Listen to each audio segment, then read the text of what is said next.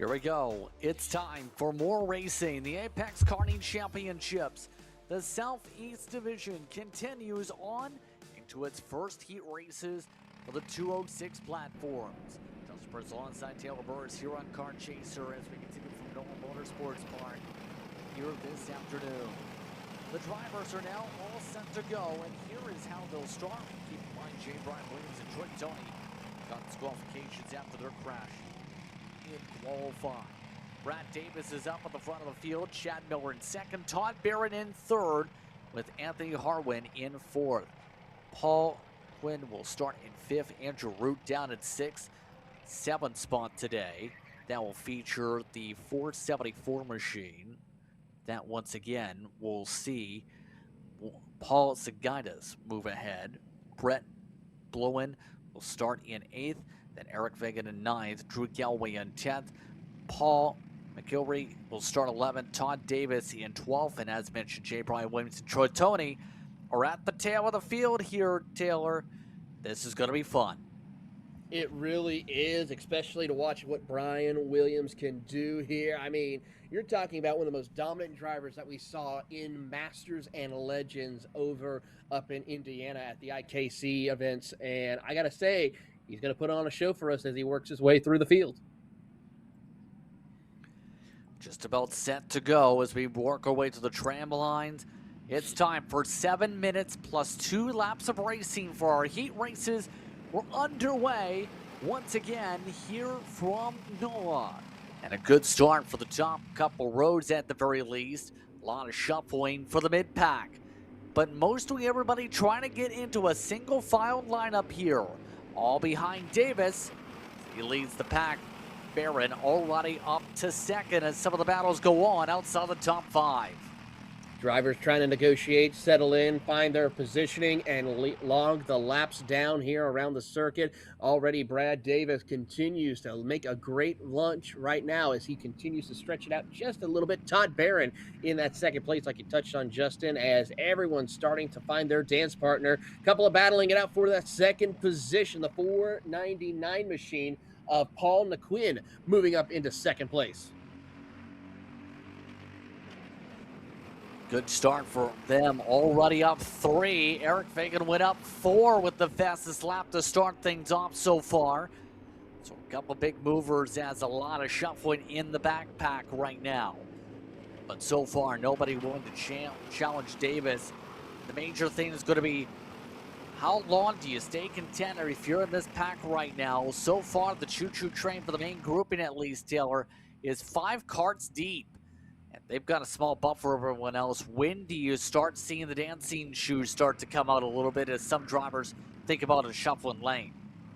Well, there are a couple of drivers right now as we see Harwin getting around Fagan for position, trying to go around the outside, could not make it work. So that is what can help compress this group of 5 into a group of 8 or more. As you see right behind Harwin, you have Zagaitis, Miller, and Root all trying to work together, knowing that they can make a charge to your top 5 as they head down the back straightaway.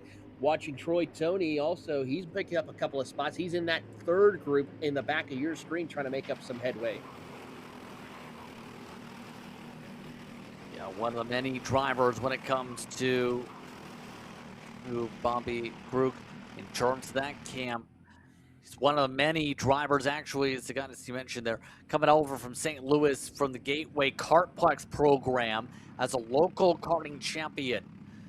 So they're getting some great opportunities here. Good organization to be able to see if they can close on up here to this main group, be able to get that team some reps up at the front of the field. Brad Davis continues to maintain up at the point, though. We got some good cheers from some of those watching along today. Seen him here in MGM chassis over the years, over in Daytona Beach in particular last year. When it comes to that car championship, he actually won some heat races back then in Daytona Beach, Florida. Seems to be in sync to try and do so here today as he continues to march in front. The top 2 have ran away, Taylor.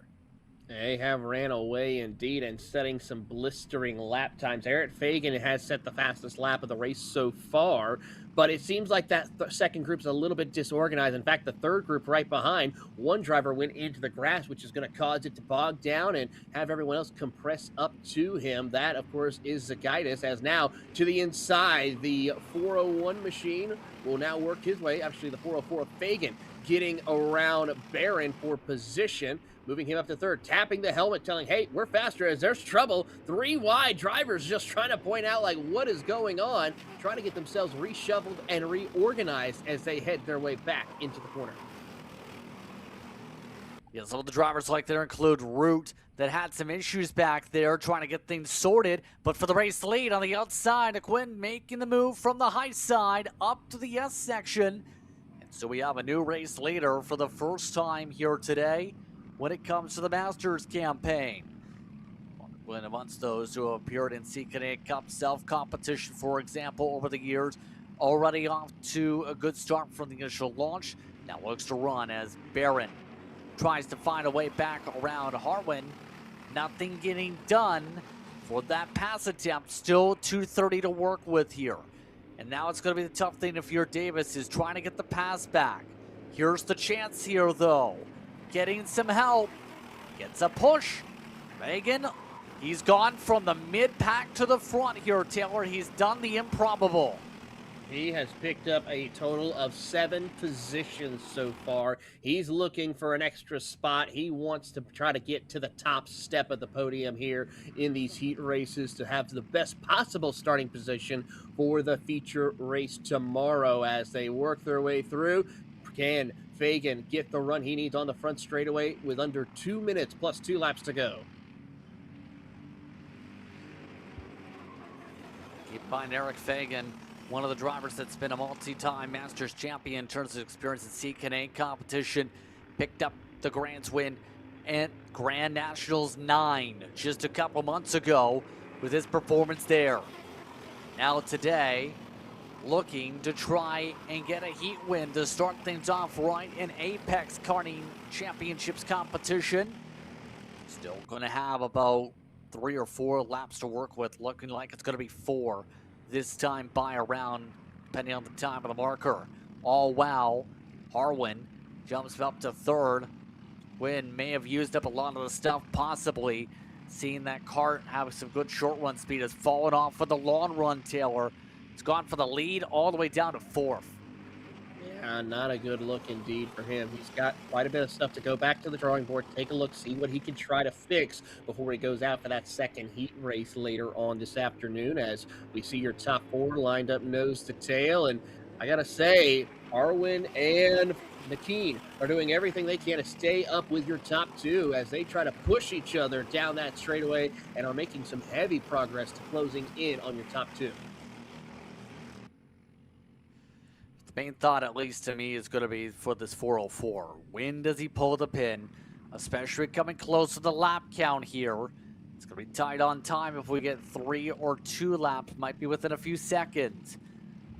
He's running out of opportunities to be able to go before some of the others are going to force him into the hand to have to pass. 4-second difference, 3 laps to go. Fagan's got to find a way to fly and do so quickly. Versatile driver. Looking to try some versatile pace here to make this move as fast as possible, Taylor. He's got to be careful, though. One false move, and it could cost him the chance to where he'll fall in the clutches of Harwin and McKean right here. He's got to time it just right. I think right now he's just going to be patient. If the run comes to him, he's going to have to take it. Hasn't come to him yet here. Still on the rear end. Now looking for a different line here, coming up to a dogleg section for the final corners. There's a touch bit of a straightaway here before they lunge on, force it on through here. We've seen that earlier with some of the battling where it could be near contact and potential fade off into the sharp corner. But with 2 laps to go, nothing being forced upon with Brad Davis controlling things. But here is the fear if you're the 404. Everybody else looking to pass, that forces him to have to step out.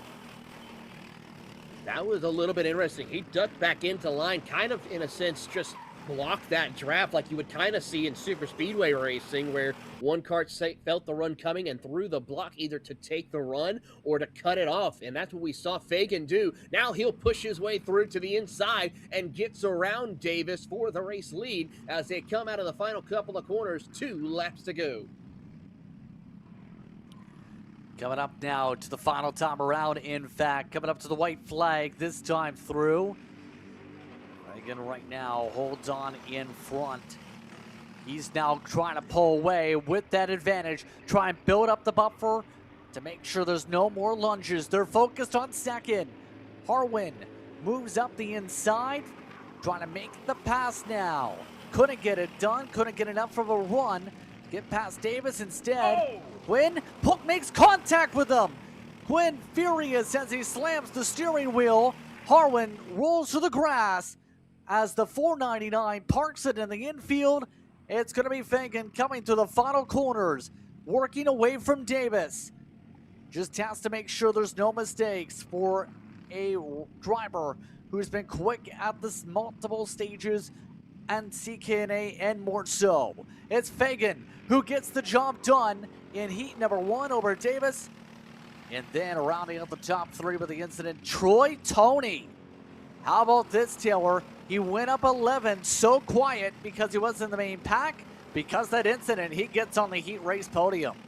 How about that? And if you think about it, him and Brian Williams were the ones who got together in our qualifying session a while ago, and he was able to just pick and choose when he made it through. Now, I got to say, Troy Tony, even though you're going to be starting back tailing Charlie in your second heat race, it's going to get exciting to see the points that he's able to gain here today, especially with the 3rd place finish in heat race 1. What an impressive drive for him, but it was 6 seconds back. Remember, it's not progressive between the heats, so it will be Troy Tony having to do that again in the next time he goes on the racetrack for a heat race later on this afternoon in about an hour or so. Some of the errors like Root, Barron up there as well. Some of in the back, though. J. Brian Williams couldn't get up to the pack at all. 13th, when ends up as a DNF. He was the last driver to take the green flag, a part of this pack. Look top to bottom at the running order here in our first heat race of the afternoon, Taylor.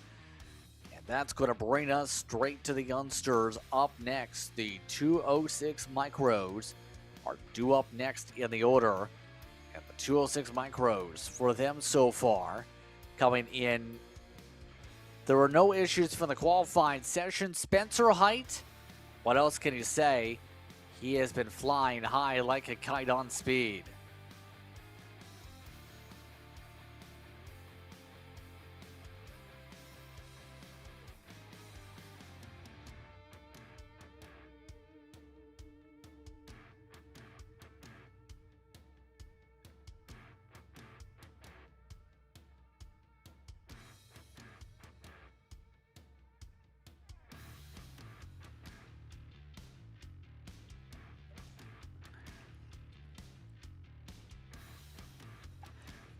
Spencer Height on the pole for this respective group. Nicholas McCarthy will start in second.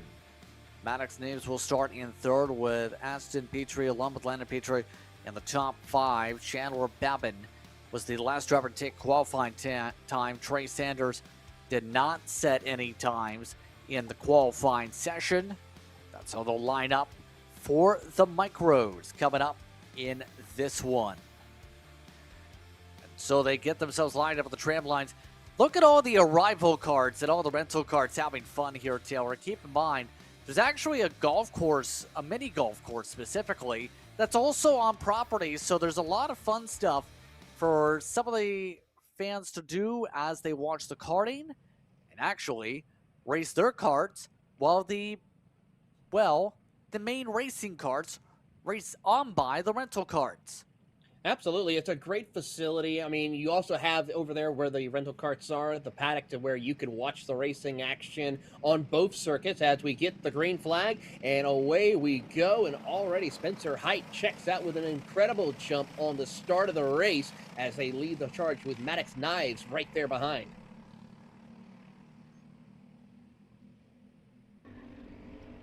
Yeah. All these drivers making their way through as the green flag's already waved. We're underway. Spencer Height getting a good launch here as he pulls off and away by 3-4 kart lanes. Looks like one driver having some issues, forcing some safety crews to sprint around here. But at this point, it's now going to be the question on how things fare on the battles for second on back here. You see how close some of the competitors are able to keep themselves here. In particular, McCarthy trying to battle amongst those. For example, here in this pack, on top of the scoring is the 211, has the 221 side of the card. He's got Neves that he's battling with. Neves lets him open the bottom. That was a deep send, and off the track goes the 223. Maddox Neves cuts through the grass, and that adds to the long clippings off the racing surface. It really does. I mean, it is now just, it looks more grass than asphalt right there off corner exit of that corner. And I got to say, that's going to be something we're hopefully going to see officials go out there and clean that bit of the track off for tomorrow's action here for sure, as Spencer Height continues to draw out that race lead even further. He has had an incredible run. That pace in that 231 has been blistering as Neves works his way through. He's got no help whatsoever as we pick up the Petrie brothers lined up right there in fourth. Ashton right now holding the advantage over Landon for reference. 52-6 to start things off for Spencer Height. McCarthy with that mistake up the second. Ashton Petrie, the highest they've been in terms of year qualifying to the race so far, in the top three with that mistake. So we'll see if there's any chip away to that time here. Let's just see the straight line speed. It's just rapid when it comes to Spencer Height. There's not much else you can really say on that, but we'll say for these drivers here again, chance to be able to get into karting, learn, develop, be able to build up their talents here. And for Spencer Height, he's been one of the drivers maximizing as much that seat time as we touched upon as possible. Some of the others trying to maximize that. Let's see, for example, that is going to be the 226 Landon Petrie, who's trying to find a way to chip away the gap last time through. Gained a lot of ground on Maddox Neves, who is still trying to recover from their incident. Looking through the field right now just to try to pick up a couple of drivers. We do have a battle going on for third between Ashton Petrie and Maddox Neves. That is third and fourth, the 210 and the 223 machine. There you are, seeing them on screen. That's our closest fight for position as we see Maddox Neves trying to close that gap, but gotta have a little bit of help here. Going to take a lot of effort to close back up some of the spots, you'd have to think here. But I think the 223's got raw speed to be able to gain up some of these spots. It's just going to be a chance to even get back up to McCarthy. Looks like the chance to peel to the left side is done as Ashton Petrie made that easy. I think just let him through, had space. Speed difference picks up as Ashton Petrie's got a problem. Is coming off the racetrack. That's why I let him go. A tough break there for Petrie, as that was definitely something we weren't expecting, but that kart was not showing that up to pace for sure, as we saw how quickly Neves got around him. As we go back up to the front of the field with the 221, or that's 231 machine of Height, who is currently your race leader, still by almost 5 seconds now. That'd be, once again, McCarthy, actually, in terms of the running through. 4.5 seconds back the distance, but still going to potentially get some decent points throughout this weekend if that speed carries out throughout this entire run for them. So that's going to be the interesting thing for McCarthy, is will it maintain throughout the weekend? Will the kart survive with how things are going so far this week? We'll say, by the way, Landon Petrie has not been able to close up to the 223. The gap is now 6 seconds for that margin around here.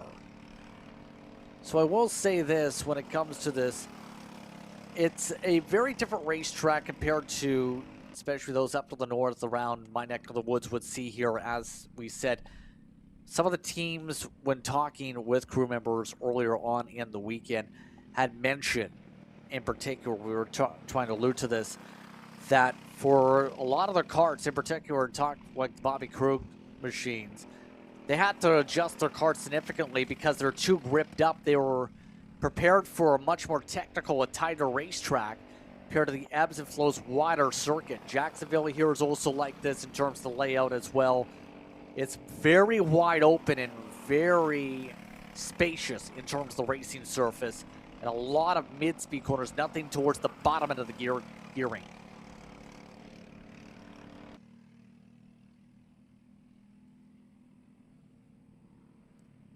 Taylor?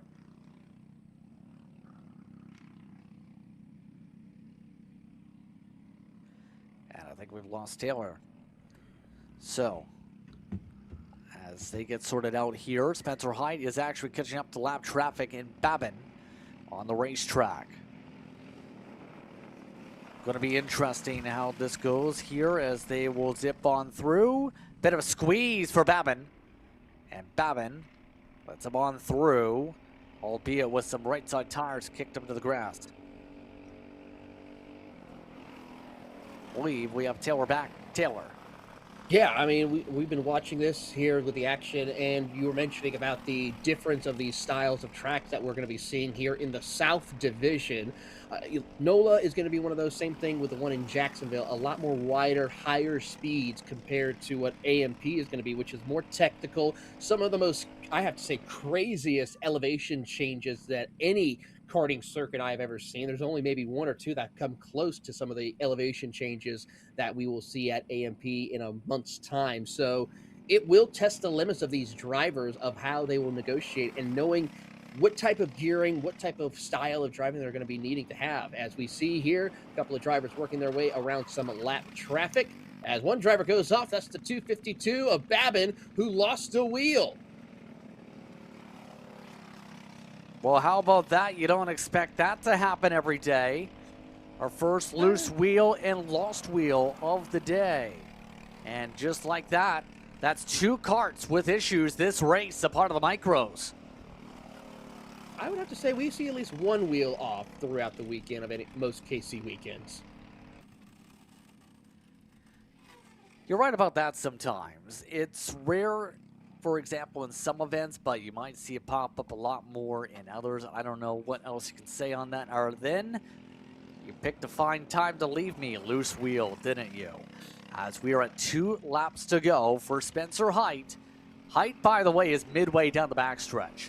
That's how big the advantage is over McCarthy. Spencer Hyde, pure domination in Heat 1. Probably one of the most, I would have to say, dominant races we've seen from a single driver here today with Spencer Hyde. I mean, I gotta be looking at these drivers such as McCarthy and Neves, what do they need to do to find that little extra to take the fight to Spencer Hyde? Because I'm looking at the times right now. Their averages in last laps are over a second to a second and a half to even 3 seconds behind your race leader in just the average pace. So they have quite a bit of work to do as he comes across the line to take the white flag. Spencer Hyde dominating pace here today. What else can you say? Earlier today, had a kart that can actually drive a couple different of the minis in the field, and it's continued here today for the Pennsylvania-based driver. And now, just a couple more quarters to go. Spencer Hyde on the way to celebrate a Heat 1 victory to continue to try and get a sweep of the weekend. Spencer Hyde come through to the final corners. The blue and yellow kart keeps it fast, keeps it on point. Spencer Hyde will take Heat 1 in the 206 micros and gets it done in dominating fashion. Nicholas McCarthy in second position. End up finishing a good about 9 seconds back, 9.7 to be exact. And Maddox Neves does recover to third spot at least, but not enough to close up to McCarthy. Still gets the podium for the heat race, but 20 seconds behind with Landon Petrie. Could be your last finisher, Taylor. Yeah, a tough break for Ashton Petrie. Definitely going to have to take a look, see what the problem is with that kart, as he will have to try to fix that before the next heat race. And for Chandler Babin, make sure that tire is tight enough for the next one. So, our second heat race of the afternoon's complete, for heat number 1 at least. We'll take a break. You're watching Kart Chaser here from Louisiana.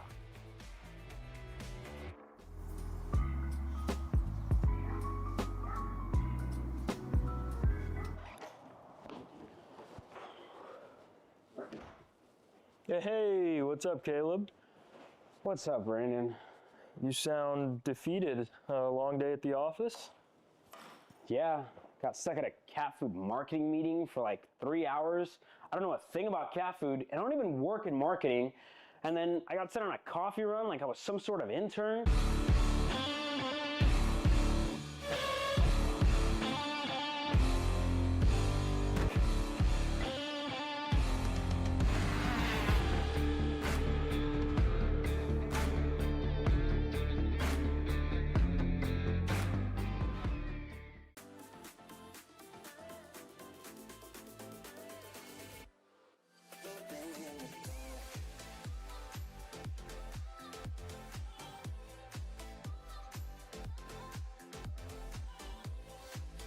Are you looking to take the next step in your racing journey? Well, look no further than PitFit. With 2 locations in Charlotte, North Carolina and Indianapolis, Indiana, PitFit trains drivers all the way from grassroots level karting to IndyCar and NASCAR, with top-of-the-line personalized coaching to improve physical and cognitive fitness. For more information on programs, check out PitFit on Instagram or Facebook today.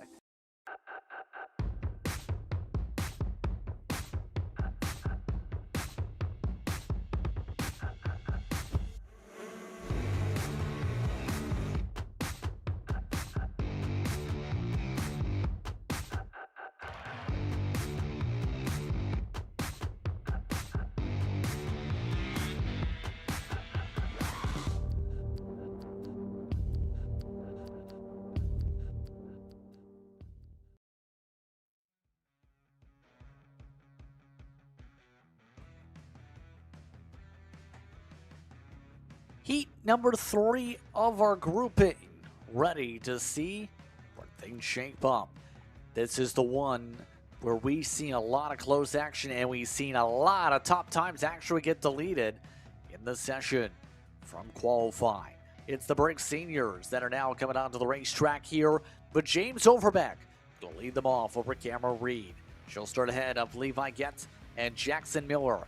Avery Schwab starts off in the 5th position. Henry Wheeler, he went to the 2nd best time with how things were shaped up with the penalties in 6th. Scusillo will start in 7th with Adriano Zanuzzi in 8th. Then Sherrick will start in the 9th spot with Colton Kelly in 10th. Colton Brazier alongside Nicholas Keeper in the top 12. Then you have Bekzinski, McDonough, St. Clair, and a disqualification for qualifying came to Anthony Nunez. So Nunez will start at the tail of the order regardless here today. So the field just about set to go as we rumble our way through. Green lights, green flag, gas pedal goes late, and Overbeck is able to bring a friend with him and Getz. Getz jumps to 2nd off the start for the inside line, able to time it up well as they make the way down the back. Oh, big send down to the bottom of the racetrack goes one driver trying to get around the competition, but Getz will tuck in right behind. Cameron Reed will also stay tucked up in that position. How about Henry Wheeler moving up further in the running order? Looks to try to go for 4th position, but not going to work out for him just yet as he tries to bully his way through. Cameron Reed around the outside, looks now, crosses over to take 2nd back from Levi Getz. Yes, indeed. So far, so good when it comes to this action. So we make our way on through, down to the front straightaway. Overbeck off the good jump, but Wheeler off the better jump, already to 3rd spot. Off the opening rip, up 3. McDonough, who is amongst those who didn't put up a qualifying time, mind you, up 4 to begin things off the opening start. But so for now. It's a choo-choo train throughout the entire pack here, Taylor. And right now, it seems everyone's pretty content on following their trains to their destination, at least for now. Eventually, somebody's going to want to visit the mountaintop.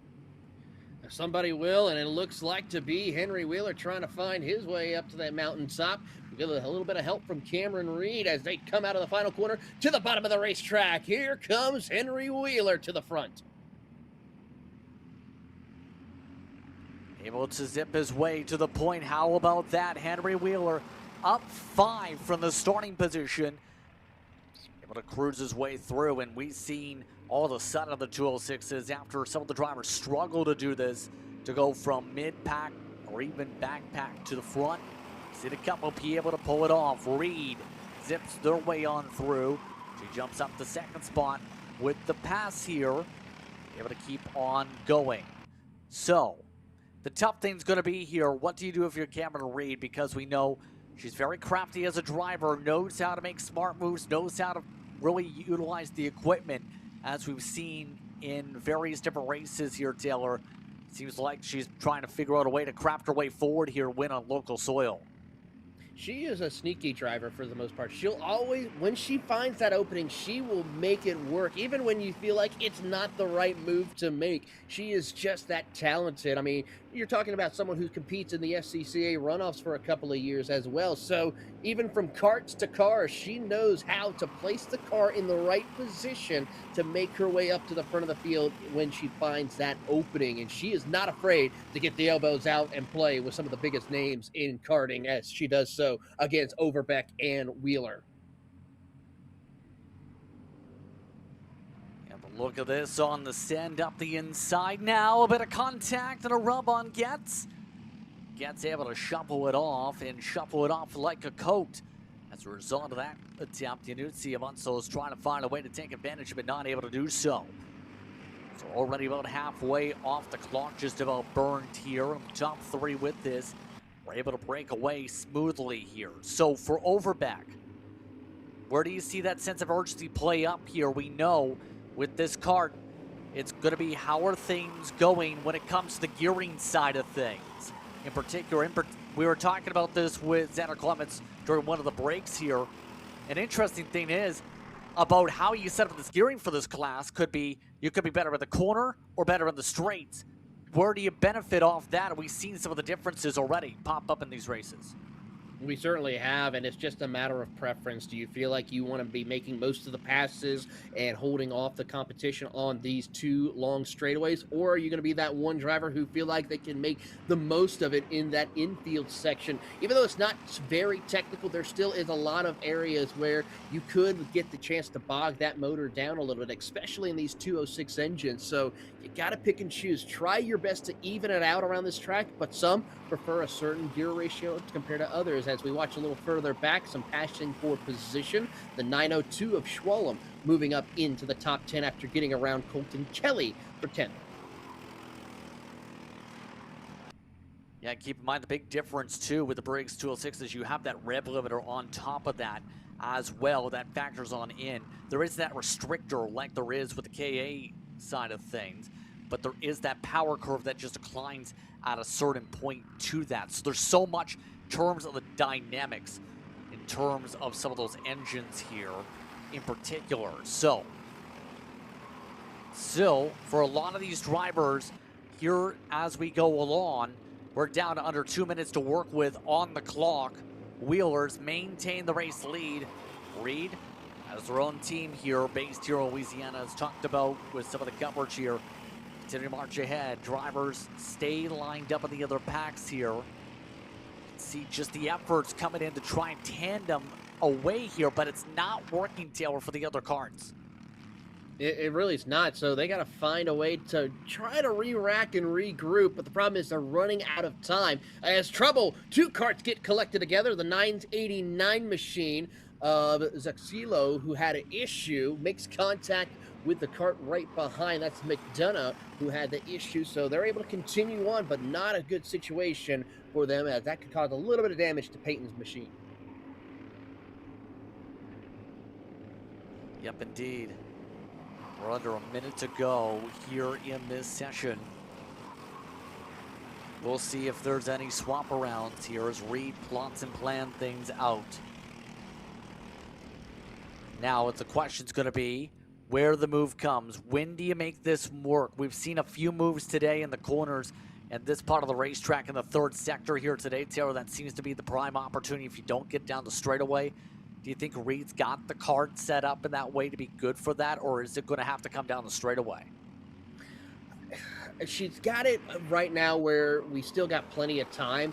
I have a feeling it's going to come on the back straightaway here. Of course, with these 9-horsepower machines, it's going to be a mix of if you got that run, that momentum to help carry you, and also for someone like Cameron Reed, if Overbeck's going to go with her, that little extra could help her get by Henry Wheeler for the race lead.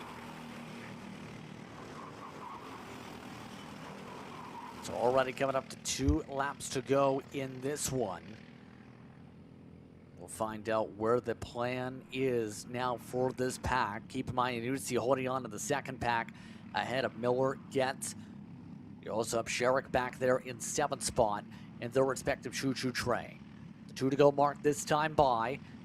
No level of urgency quite yet. Remember, for Wheeler, Wheeler's going to have to do the same charge they did in this race again to have an opportunity later on today in heat number 2 to be able to help out for the pre-final situation. Looks like drivers like Miller are swapping around in that pack up the group. Jackson Miller able to get the draft, does it on his own here, gets it done to move Miller up to 4th. Beautiful pass right there by Jackson Miller to move up into the 4th position. Let's see what pace he can have. Sometimes it's good if you don't feel like you have that pace where you're closing, maybe swap off. But of course, for Yanuzzi, he thinks better of it. Retakes the position away, nearly cuts the grass a little bit coming off corner exit as we come around to take the white flag one more time around here in your senior Briggs Heat 1 race. Final time around went now. Will there be a run for Reed or for Overbeck? It's time to block to the middle. Wheeler leaves some space for Reed to go. Overbeck goes with. Reed drives by on the inside. Overbeck to second. Now where does Overbeck try and make a move to try and go for the lead themselves? Overbeck tries to work through the S's. Marching their way on through all of the rear end of Reed. Reed has to cover off inside. Covers it off hard. Parks it in front of Overbeck. Overbeck forced to check up, gets passed by Wheeler. Wheeler trying to make the move for the high side. Wheeler puts his foot in it, side by side, a drag race down the front straightaway. Wheeler makes it stick for the high side to hold on for the lead and the win over Reed. How about that? I mean, that was the first time we saw someone really park it in that triple corner right there, that wide sweeping corner, and Cameron almost made it work, but just got it bogged down a little too much, which allowed Henry Wheeler to keep his momentum up and make that move around the outside. Incredible racing here in your 206 seniors. An incredible run to the very end. Wheeler seemed to be out of it, down to 3rd with only about 4 or 5 corners to go. Still wins it by over a 1/10 of a second over Reed. Overbeck falls down to 3rd. Nutzi finishes up in 4th, but Miller in 5th gets Sherrick in 7th, along with Kelly and McDonough in your top 10. The other drivers outside the group, Scuzio along with Nunez and Brazier finished down 13th in this one. What a wild end to this one, to say the very least. That was energetic, to say the least, Taylor, for the seniors. That, like I was saying, they were going to put on a good show, and they did. They certainly did. I mean, incredible racing amongst your top 3, and I gotta say, we get to try and see that happen possibly again in the second heat race a little later on this afternoon. Great racing, clean racing. That's what you love to see here in the Apex Karting Championship, and here we go for the 206 Minis out on circuit.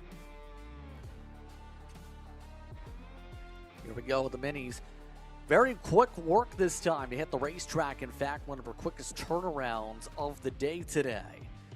There was one disqualification for qualifying. Parker Firestein was at the tail end. Stay at the tail end. But Camila Canache will start up at the front. Mikey Todd in second, Ruben Greer and Ryder Thompson the top four. Bo Stowers in fifth, Liam 4 coming up from the north and the Midwest in sixth, Robert No in seventh, Colin Miller in eighth position, and as mentioned, Firestein down in the ninth position. This pack getting set to go here, and we'll see in particular how Todd's going to fare out in this race. Again, one of the local competitors to watch for, Taylor. One of the drivers that are amongst the many active. Getting the award from Brandon Hughes. Thanks for the information from him. From Moore Park Raceway, one of the many local competitors zipping their way down the front straightaway. This is the fastest run to the tram lines of the day. They're just about full throttle already. It looks like we're underway with the clock rolling. Inside line gets the better launch. Greer gets a pole up to the second spot as a result of that launch. That's going to be interesting to see how the officials rate that start for sure, but we're going to keep on racing. Kanacha and Todd are battling it out. Looks like the 117 will try to look their way around the circuit as we see a couple of drivers get a little too close for comfort off course briefly, but they continue on racing single file for your field of drivers for the opening run. Yeah, but now they get all prepared to try and go to war for the race lead. All staying in line to start things off. It looks like a couple different moves for Stowers. Stowers sends it deep along the curbing and makes the pass around here. Up to the top three. For the race lead, though, Greer shows the nose, makes the pass in turn one. Ruben Greer, who's one of the fastest in both his races today, keeping up the pace. Ruben Greer to the point. But for how long? Because here comes Kanache with the inside move with help from Stowers and 4. Off the track goes Greer, gathers it back up, and will continue on. Another kart also goes off the racing circuit and falls behind as well. So that's going to lose a lot of ground for a lot of these drivers in the pack as a result. You can see 122, Miller able to at least get going from that sequence, a little bit slower down as a result of what happened back. But up front, the Hornet's Nest is buzzing right about the race lead as they've closed right back up to Kanache. Greer is falling out of that main group. Speaking of falling down, Kanache falls down. Stowers up to the point says, let's work together. Let's try and get in a line. How long will that plan last? It lasted for about 2/10 of a second maybe. A few drivers wanted to try and break that plan, but couldn't go around Taylor. Absolutely run here. Stowers just trying to get that, paying the Pied Piper here for the time being, wants to lead this race. And then we see that 104 machine of 4 right there tucked up behind him as well as they start to break away by about a 2 kart length advantage. They're battling for 4th right behind as they negotiate. How about this? A 2-for-1 special almost there for Thompson, but it does not gather it up, drops back to 4th position. A lot of good battling here so far, and where do you keep yourself composed in a race like this here, Taylor, is the question. How do you try and keep yourself in the mindset to be able to stay focused when you have such a hornet's nest like it is up front, where there isn't too much patience right now that we're seeing like right here?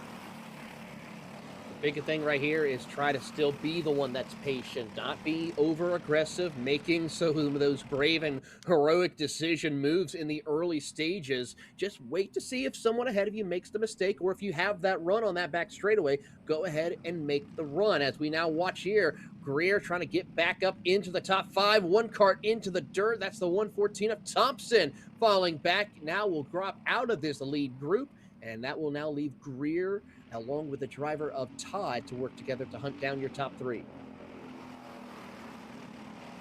That's going to be easier said than done with the gap we've really seen build up from the top 3 despite the battles. Look who's up there, though. Liam 4. He was one of the drivers that ended up finishing the back half of the races, the minis, earlier today in the KA engine. Again, the horsepower balance is very similar. In fact, it is exact 9 horsepower to what we see in a Briggs 206 normally. But Liam 4, as a racing family that races to the road course side, right in the heart of things for the first time today, gets pushed on back though by Kanache, as Kanache zips on by for second.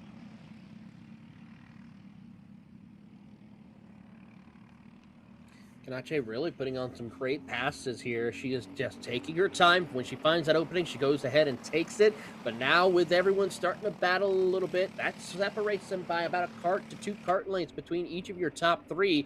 Meanwhile, Greer and Todd are starting to reel in your competition here. They have caught the back bumper of 4 and ready to try to see if they could get around and make the charge for the front of the field. With still significant time on the clock for them, they have plenty of room to make this work. Lots of time, you would think, but it's been that busy of a race here.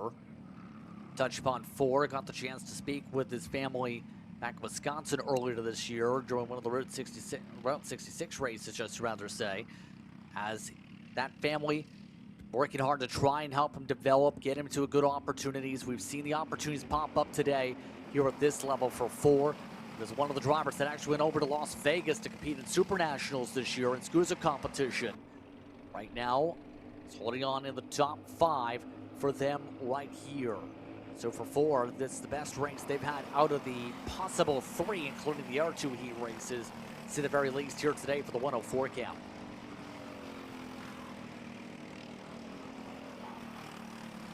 Really good fighting here for position amongst your top 4 as they work their way through. Greer starting to pick the pace up and has set the pace consistently, closing in on your competitors last time by. I mean, he was at least 0.4 of a second faster than your top 2 as he works his way out of the final corner. He's going to try to make that charge. Meanwhile, battle for 4th position as they cross the line. 4 and Mikey Todd going at it. Todd will now move up into the 4th spot.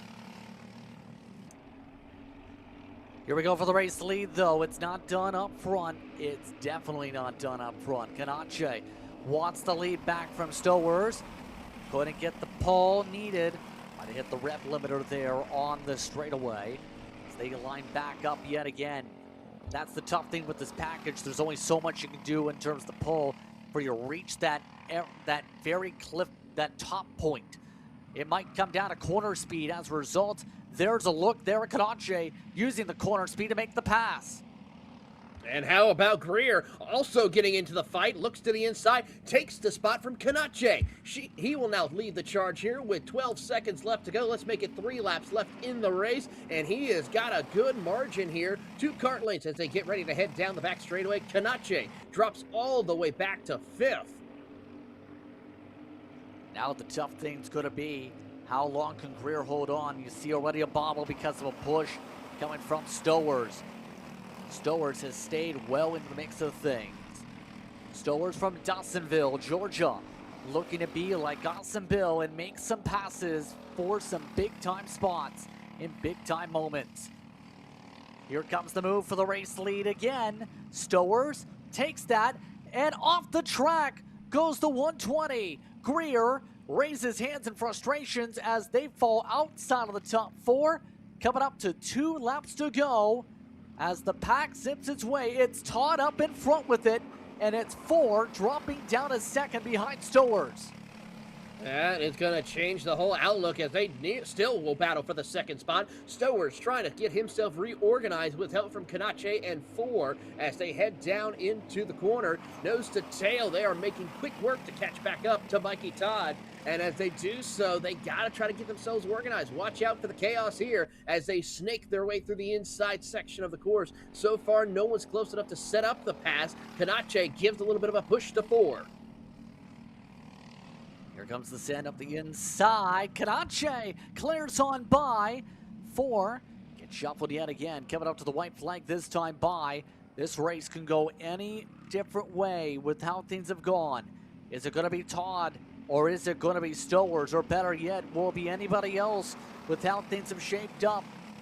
One of the locals and Mikey Todd looking to hold on the final time around. Todd, one of the drivers who came away with a club championship just about a week ago in Lafayette, Louisiana, looking to hold on in front. Stowers builds up the run to the rear end. Will Todd go too defensive here? We've seen already one pass from a bogged down moment on defense in the first place. That was just a race ago. Looks like Todd will leave it opened up this time. Squeezes back down near contact as Todd gets this in from the high side. Todd clears on through, gets a huge run on the pack, and it's Mikey Todd who pulls away from the field and holds on to win in Heat 1. Incredible heads-up driving, waiting to see when the mistakes come about and getting out of harm's way to maintain the lead. An incredible drive for Mikey Todd.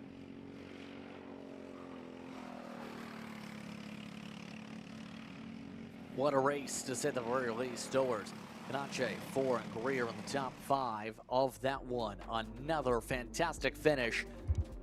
You have Thompson, no Firestein, Stein should say, and Colin Miller from the early issues finished off in 9th position, as that is our 4th heat race of our first rotation of the day. With that being in mind, we'll have one more break before we get to our final heat of our first group of this afternoon. You're watching Kart Chaser for today's coverage here from Louisiana.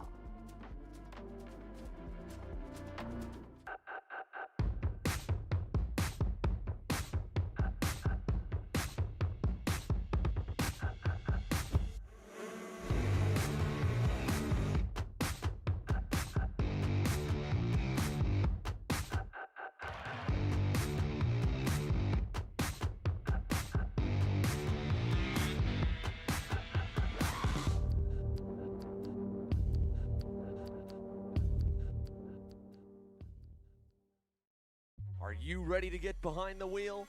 From Formula One to NASCAR and IndyCar, all the pros start here.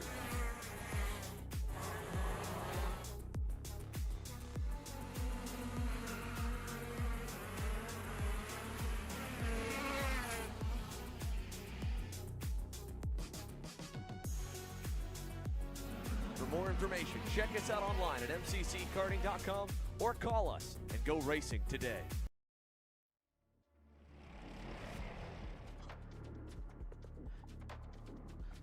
Welcome back to Louisiana as our final group of Heat 1 is ready to rumble. And what a way this has been set up here for our juniors. It's Holden Harder and Tyrone Kemper Jr. at the front of the field, followed by Daniel Dragonoff and Jet Price. You have Layden Moll in the 5th position, Max Hudman in 6th. Levi Midor is starting in 7th. Wyatt Cataldo, who is in 8th. You have Cooper Mole in 9th. Alexander Solomons, who had to go to a second best lap time with invalidated lap in 10th. Rosinski finished in 11th. The qualifying session as a result of the same issue. Keaton Lehand will start in 12th. Siva Kumar, Coyne, Corpita, and Irwin are your rest of your field. Irwin will start at the tail end of the field. So just about set to go for 206 Junior. This is going to be a fun time for some of these drivers. Let's see how they fare out to end off our first heat. We're underway with the bottom line getting a good start yet again. And up off the track, Kemper Jr. cuts through the grass, comes back out inside the top 10 still, but a lot of lost ground for the 877. That just makes it more of a tougher hill for Tyrone Kemper Jr. to have to climb here as they jockey for position. Other kart goes a little off-roading, gets back onto the racing circuit, and will continue on his way. But already several drivers struggling to find the pace and the grip they need to continue on. Absolutely. This has been an interesting start for this one. But Holden Harder drives his way past the blinking light and sending his way up the inside of the final corners. Dragonoff, part of those drivers trying to set themselves forward there.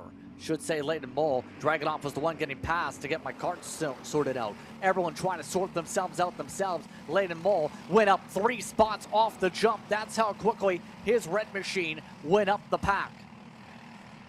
Incredible drive right there by Layden Moll in the opening stages here in that Burrell Art, as he tries to find his way to lead the charge. Dragonoff right behind. We've seen him race quite a bit on the club and regional levels, looking to try to continue it down here in the South as he works his way and tries to hold on that 3rd position with Jet Price right behind.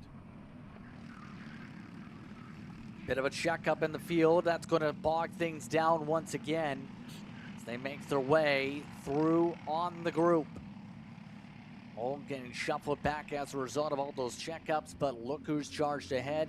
It's Jet Price, one of the drivers that had to deal with some early penalties in the early morning session. Price, one of the drivers rolling through, one of the air competitors from NOLA Motorsports Park, that's been able to really build up a decent resume, say the very least here on the American side with this karting scene. Well, he started out earlier off this year. More drivers are off the racetrack. It's the 837 that's going to see Hudman have to come back on circuit. Another one of the drivers that we talked about earlier pushed off the circuit. Pushed off the circuit, has to regather and recoup, but he will fall out of the top 15 of the other driver. Tries to go off track. That's the 851 of Dragunov. Struggling out there. Now falls further behind your top three, but actually closing into the clutches of Tyrone Kemper Jr. Yeah, Kemper Jr. is going to be the interesting one. How do you recover from a opening lap spell like that, where you're just trying to get a start off, and then you end up going into the litter of grass clippings like he did to start this off, having to recover so much time, and in turn, now is going to have to make up more than a second at least, compared to some of the others that lost an additional second from how things went from the start. You just got to regroup yourself, be calm, not be panicked at all, because the more you panic, the more likely you lose spots. And Tyrone Kemper Jr. will look to the inside of Dragunov to take the 4th spot away. So just keep doing what he's doing as more drivers decide to do a little off-road racing right there. As it looked like to be Rosinski that went off, gathers it back up and will continue on his way. But Kemper moving up and closing, setting the pace here as he tries to close in on your top three. Yeah, look and just see how patient things are looking for these drivers right now, for some of them at least. Kemper Jr. is up to 4th, but you can see he has found a friend in Midor in terms of the same different pattern on the carts. Going to have the chance to be able to work together with Levi, see if there's a chance to go. Levi was the quickest car on the racetrack last time by After Eye, the Levi Midor racing machine, coming all the way from Oklahoma. In terms of their racing experience, it's also raced in TSRS competition. Also had ran for the DF Dallas Fort Worth Triple Crown, correct me if I'm wrong there. Picked up the track championship in TKC as well in their respective regional races. Incredible racing action up there in the Dallas-Fort Worth area with 3 very iconic tracks up that way. And we're going to see the action here continue to go on as we watch and see, will Price pull the trigger to try to get his way around Holden Harder, who we've seen compete in multiple different levels of competition in the Briggs & Stratton package. As he tries to hold off the competition, here comes Kemper Jr. also making a run to the field. He's only a second behind and closing. He has set the track record for the race so far as he continues to close in. That New Orleans native is looking to try to retake the lead here today. I think that's the help of his fellow Texas-based racer, Texas League Racing competitor from those Texas Sprint Racing Series competitors, helping him really close this up, and he's picked up and latched on to the other pack. Midor trying to keep up with the pack, same for Dragunov now, as we're only down to the final minute and 40 seconds here. Harder has maintained up the front of the field, but for Kemper Jr., it's going to require a lot of precision to get this done here, Taylor. He's going to have to be near perfect if he wants to try and win this one. Find your opening and make the pass. Don't hesitate. Just find it and go. That's what's going to help him. He'll look to the inside of Leighton Mole and take the position up the 3rd. He's now got his eyes set on the 815 of Jet Price. Got a little bit of work to do, but he is setting a blistering pace onto the front straightaway. We're going to see about 4 laps to go across the line. This time by a little bit off the pace from your race leader, but not by much. As they see Leighton Mole goes a little bit into the grass. Contact made between himself and Midor as they go side by side down the back straightaway. They chat up the straightaway. I guess that's a way to be able to sort that out. Midor says, okay, good luck with that. Goes back in line, then goes right back on the attack. Curious what the words would be like trying to shout over the engines at this point, but there they go. Still, should be about 3 laps to go at the stripe, and Kemper Jr.'s in that mix up front. This second pack is still not done, CRG machine able to zip on through. Umidor able to get on by and get himself back up to the 4th position. Check that. Inside the top 5, Ricardo is in the 5th spot now from 6th. Tyrone Kemper Jr. sets another blistering pace here, 0.3 of a second faster than your race leader. He's just now got to be patient. When will he pull the trigger to get around each of these 2 competitors? Nothing here just yet, just stays right in line. Holding harder, takes a look over the shoulder, make sure he's cleared for the corner, and holds position here, working through the infield, coming up to that triple apex. Could we see something happen here amongst them and try to see it? We've seen a lot of passes coming in here. Tyrone crosses to the inside, ducks back in line. Could have forced it in the inside that point. Coming up to 2 laps to go on the tickers this time through. Clock already reaching zeros the previous time around. This gap is already 2 seconds, so it's just down to these 3 unless they have a wrestling match for the entire 2 laps. Slow each other up that much. Kemper Jr. now going to help out Price. Price gets a push from the rear end. Kemper Jr. takes the opportunity to leap his way to 2nd. Up to P2 is Tyrone Kemper Jr. And now can Kemper Jr. set things up on a platter to get around Jet Price, or will Jet Price jet away with a heat race victory? This is where we've seen Tyrone make some incredible passes right here. He'll duck down to the bottom, pushes his way up, off onto the grass goes Price, and this will now move harder back into 2nd. Hand race there from Price. Kemper Jr. went all the way on the recovery drive to the point, but with the white flag waving, it's Harder coming up the inside, taking it back. Harder holds on to the gray and red machine. He'll try to run the middle of the racetrack. Kemper Jr. has not afraid to use a tiny bump before. Will he try and go aggressive on the rear end? This time he'll try and arc it out.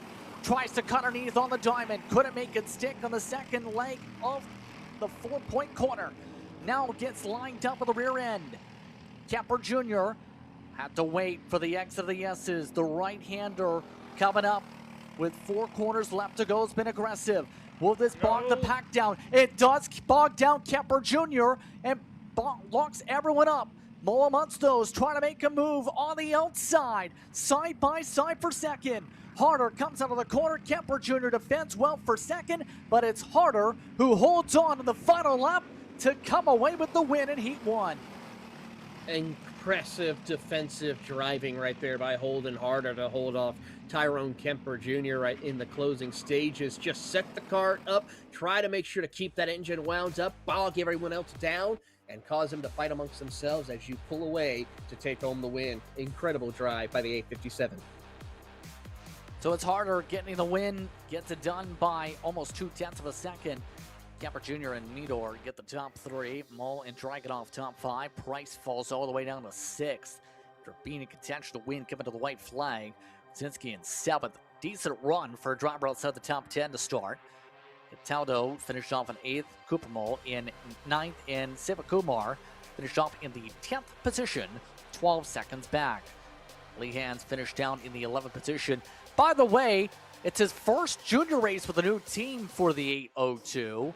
With a chassis, or his chassis, as well as with a DYL Kart Sport comp card. Max Hudman in front of him. You have Klumans in 13th. Corpita and Coin are the rest of the drivers. So 15 drivers went to battle for the Briggs Juniors. That brings us into a small break in the program. When we come back, Heat number 2 for all our classes get underway. You're watching Kart Chaser from NOLA Motorsports Park. Are you ready to get behind the wheel? From Formula 1 to NASCAR and IndyCar, all the pros start here.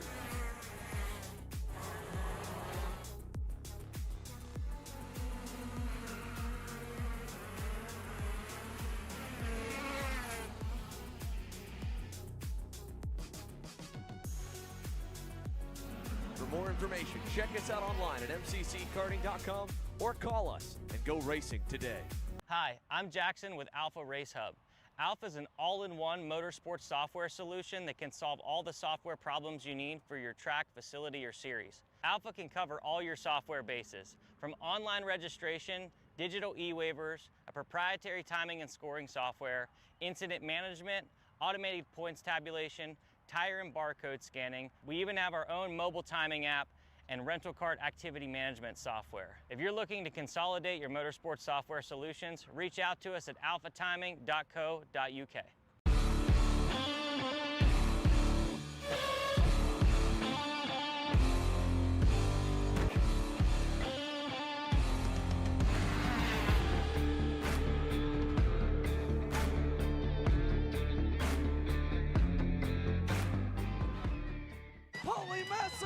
Wins the Wisconsin Grand Prix! James Overbeck on start number 2 gets win number 1 in OKN Stars.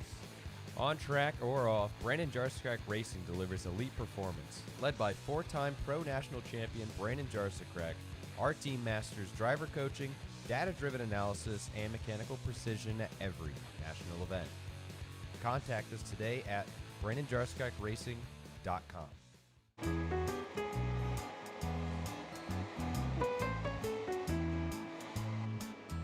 Gee, looks like we're missing the engine. What the hell am I supposed to tag?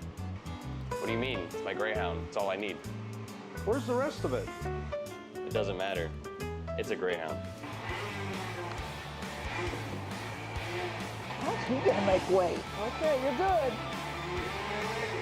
I'm sitting by here with Kyle, our race winner. Tell me how you did it. You were blazing fast out there, and I mean, you don't even have a go-kart, man. Tell me about it. Yeah, you know, Norberg, Schmorberg, the Greyhound-powered Greyhound was great today. You know, it makes the difference. And the team's been working really hard back at the shop, and, you know, just shout out Greyhound. Thank you, Kyle.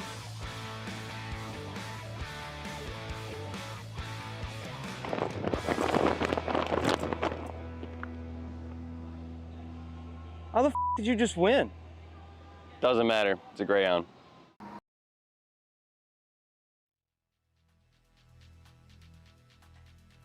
Welcome back to the Apex Karting Championships here in the Southeast.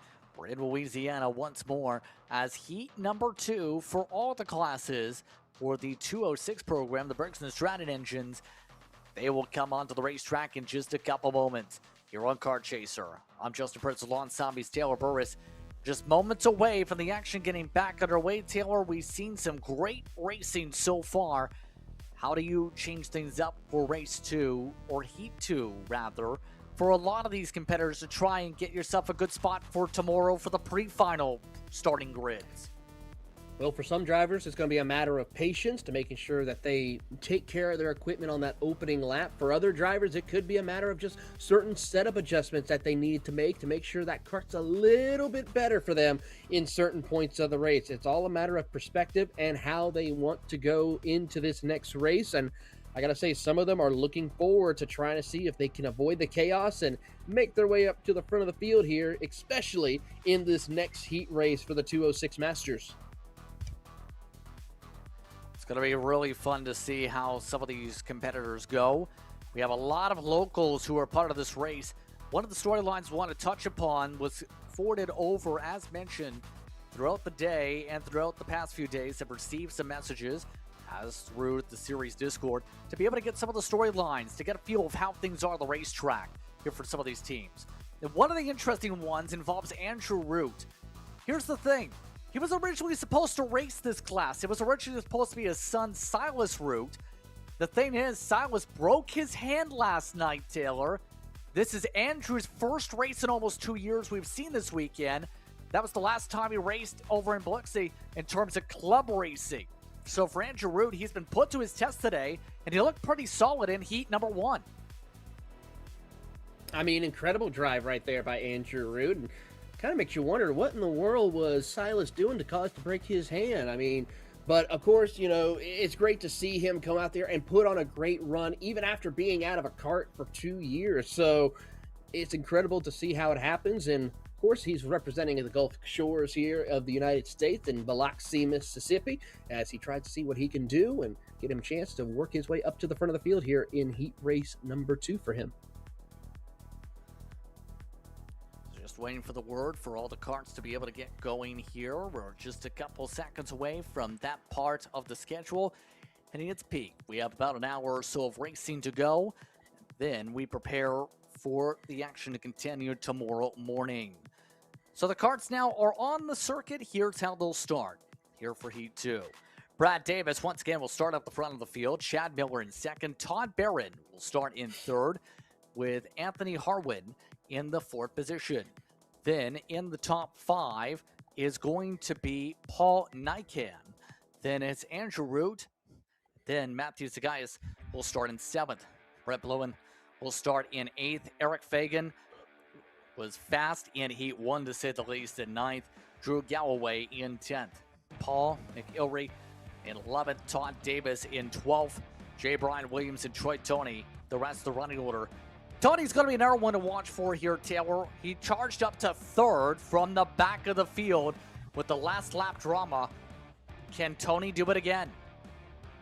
Well, I can say I texted him after that heat race. I said, hey, I saw what you did out there. You did a little sneaky podium, and he's just gave me that little smile, thumbs up, and says, thank you very much. I'll do it again here in this next heat race. Copy that, and just got the clarification in terms of Silas, in terms of the reason he broke his hand. It was a virtual reality incident in the case of what happened to Silas Root and why substituted in for Andrew Root here today, or rather Andrew Root subbing for Silas. But the karts themselves, they're ready to work their way in reality onto the front straightaway. Bit of a slower run to the tram lines this time as we get ready to rumble. Zero to the outside line, all staring intently at that 418. Davis in control, up at the front. They go off and away. Green, green, green. Underway, and look at the inside line. The first 3 rows, the first 4, 5 rows just about make passes, and 2 different karts cut through the corner, including Tony.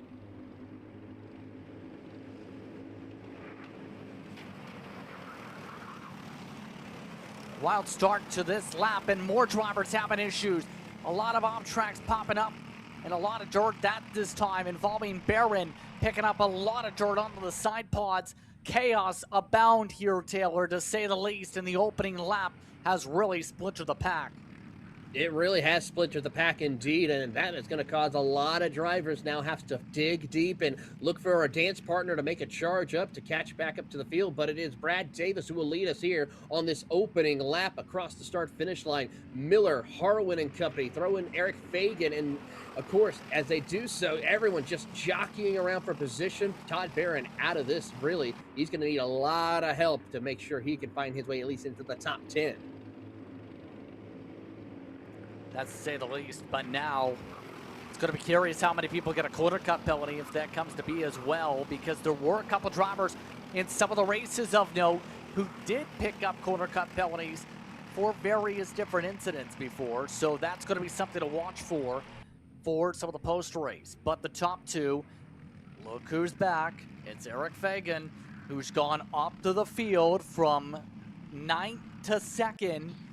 That took all of a couple minutes with everything that happened there, and it shouldn't be a surprise when it comes to the 404. He is so good in race pace.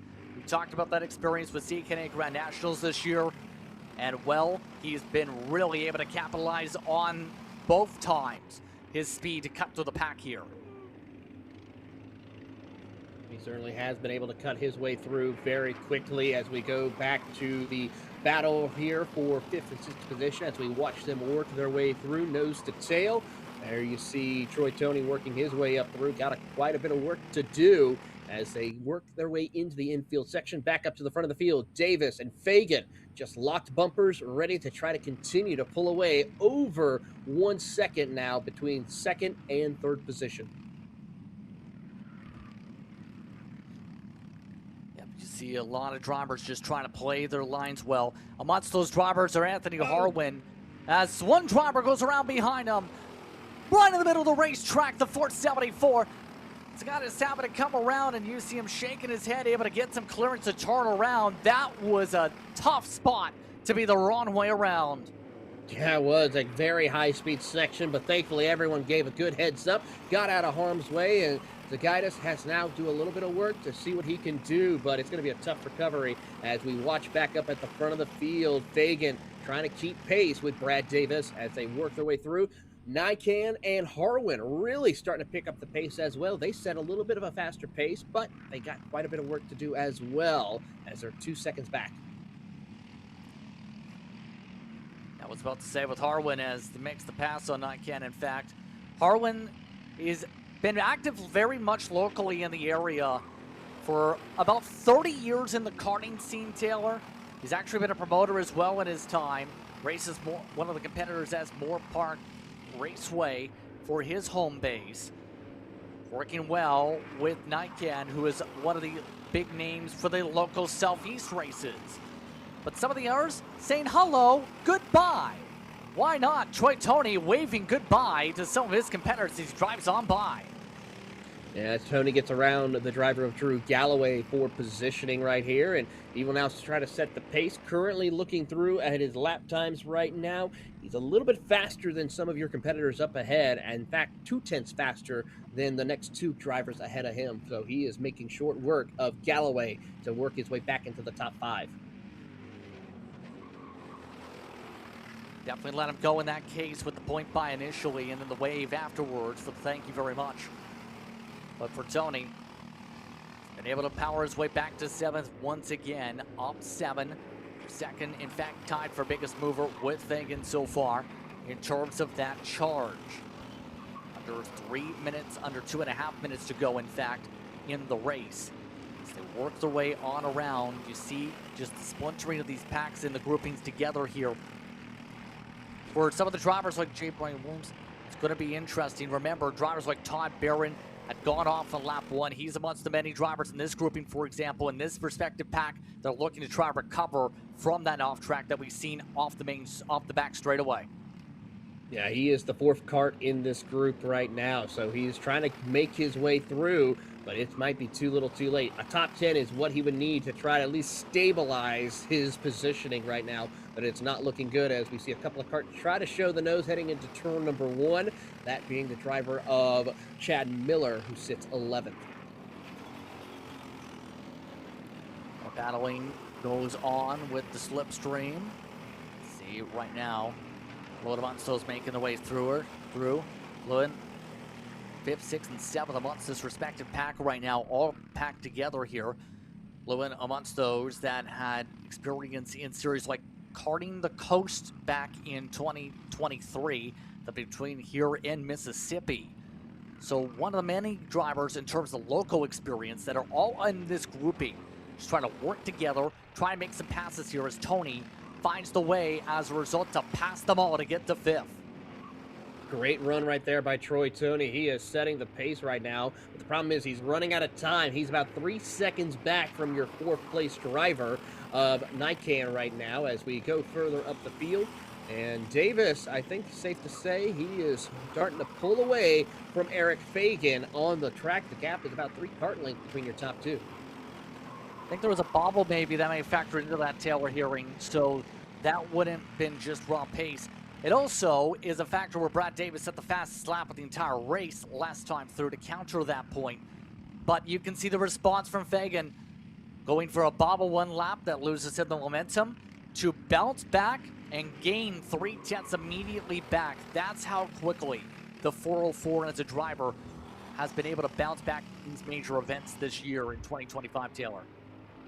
He certainly has, and he is going to stay tucked up behind Brad Davis as the clock hits 0. We're going to see 2 laps to go when they come back around, and Fagan has to be patient. Will he wait for that opening to come around, or will he try to send it here in these next couple of corners to lead the charge once again here in your 206 Masters? Yep, absolutely.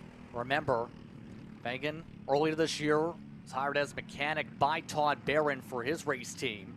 Part of that camp they pit together here for this weekend, as you would expect as a result. So a lot of experience working together in that camp. We've seen them unite, and now with 2 laps to go, Fagan's looking for his chance to be able to strike on Brad Davis. Will he find the chance to go this time, or will he wait for the final lap? It looks like he's going to wait. No defensive moves, as you would expect from Davis, with still some time to work with. Yeah, he's got a little bit of room to work with. He's got plenty of room if you think about it. They have a 4-second gap between themselves and Harwin, who is that third-place driver. He's got Nightcan behind him, pushing him to try to keep pace, but it's too little too late for them. Unless your leaders really get heated and start battling, it's pretty much a two-horse race for the position as we get set to take the white flag. Coming up to the white flag this time by, as the guys for reference, you've seen him in the back half of the course, 29 seconds or so behind the rest of the field. But the front of the field, new fastest lap of the weekend for Fagan. He's now ready to go for this lead. Will he get the chance to build up the run? Davis takes a look over the shoulder.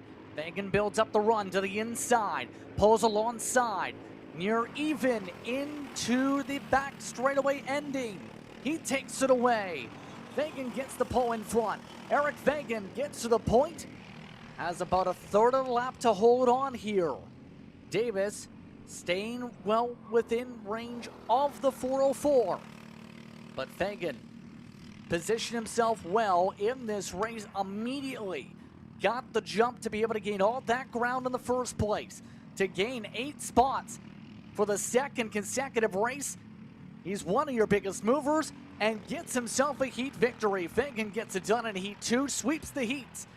Davis second, more battling going on behind them towards the back end of the top 10 and 11th or so. Monsters battling here. Barron wanting to hold on to 10th. Gets the elbows out with Miller.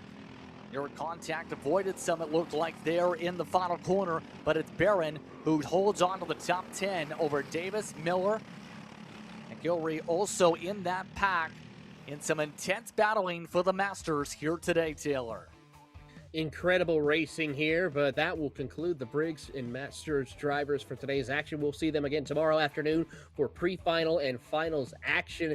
Incredible racing here. Fagan and Davis, I gotta say, are some of the top drivers to watch tomorrow, but keep an eye on Troy Tony. I think if he just had a little bit more time and a little bit more help and wasn't starting so far back, he could have been one of those drivers battling it out for the race lead.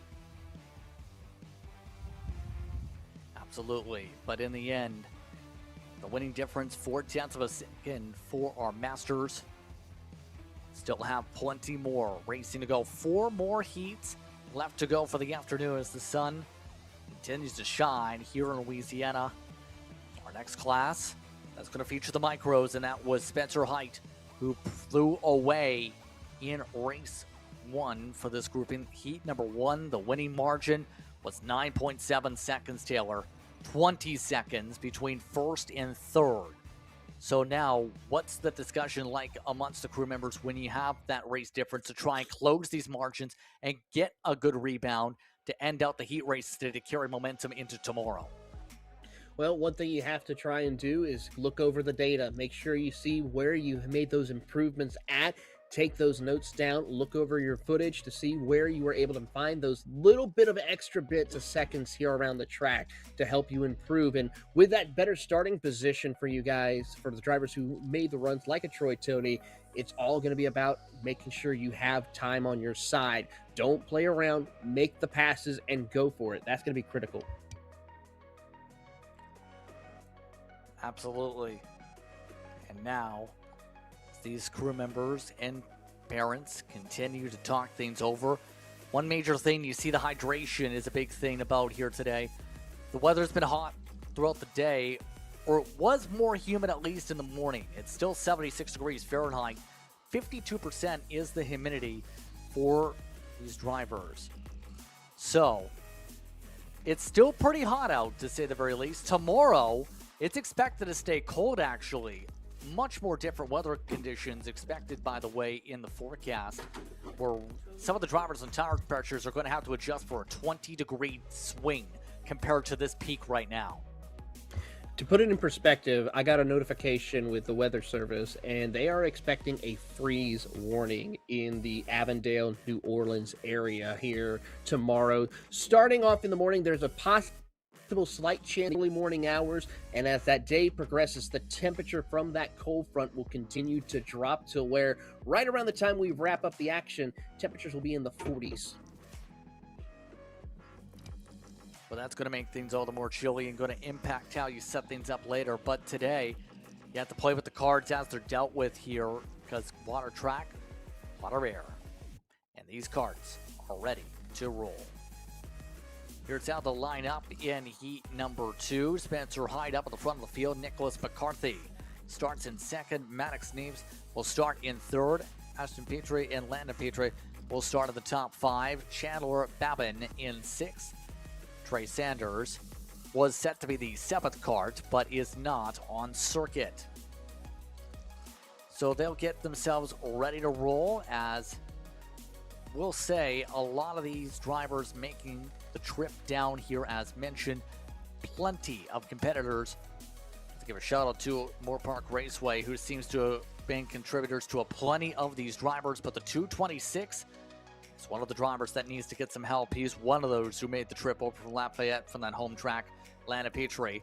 And that's going to cause a bit of a slope as some of the drivers try to get the orders sorted out as a result of the 226 going off there.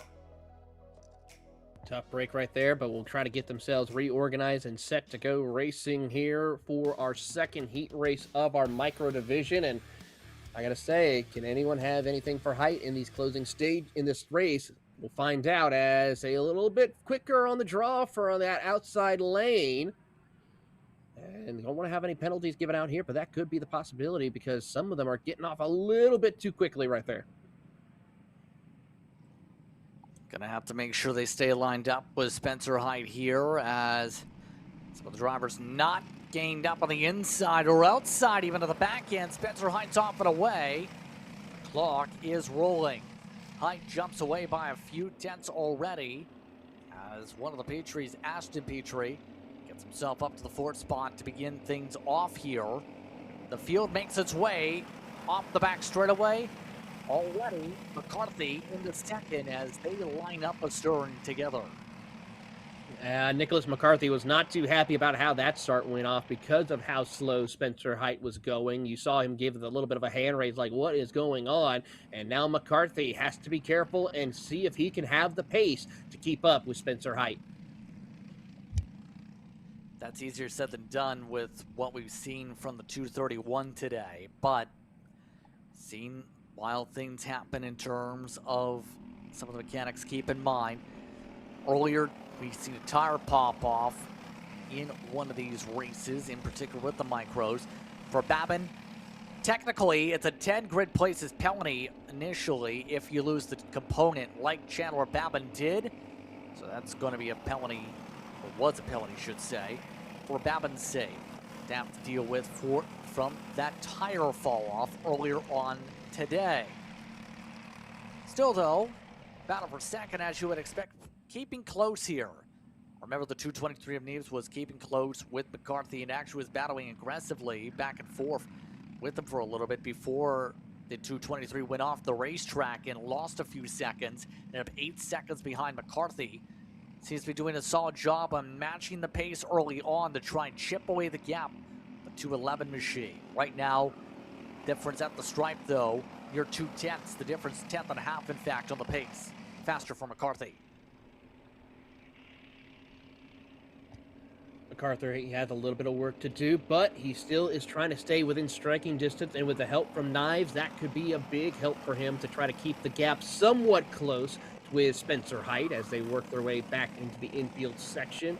Hyde still holding strong by about 1.5 seconds and continuing to grow for the moment, but Knives starting to see if they can settle in, work together, and make that run. And now, just as I say that, Knives looks to the inside, drops back in line, though, as he stays tucked up to work with McCarthy. Not tucked up fully, though. You see that gap once they break away from being in a straight line straight on. It's still, technically, a couple of kart lanes. Though, looks like, Knives in particular, seems set up well for the straight line speed. You see him gain a fair bit sometimes of these straights. See the difference still 2 seconds or so back of the leader. Looks like, yeah. Right now, Knives at least able to close up a little bit down the straights, but the tough thing is, see him get bogged down on some of these corner exits in the mid-corners. That's where McCarthy seems to be stronger in this fight. Yeah, McCarthy seems to have that kart to be able to just be a little bit better off corner exit for the most part. As we pick up a couple of more karts, here comes the Petrie brothers. One of them, at least, Ashton Petrie, as he tries to work his way, currently all by his lonesome. But the good news is, you know, even though these smaller categories, these cadet categories like the micros and the mini, it's still a great learning opportunity. Learning the tracks, learning how to drive the karts here, that's just as important than just the racecraft that we see, especially what we saw in the mini and micro division earlier this morning.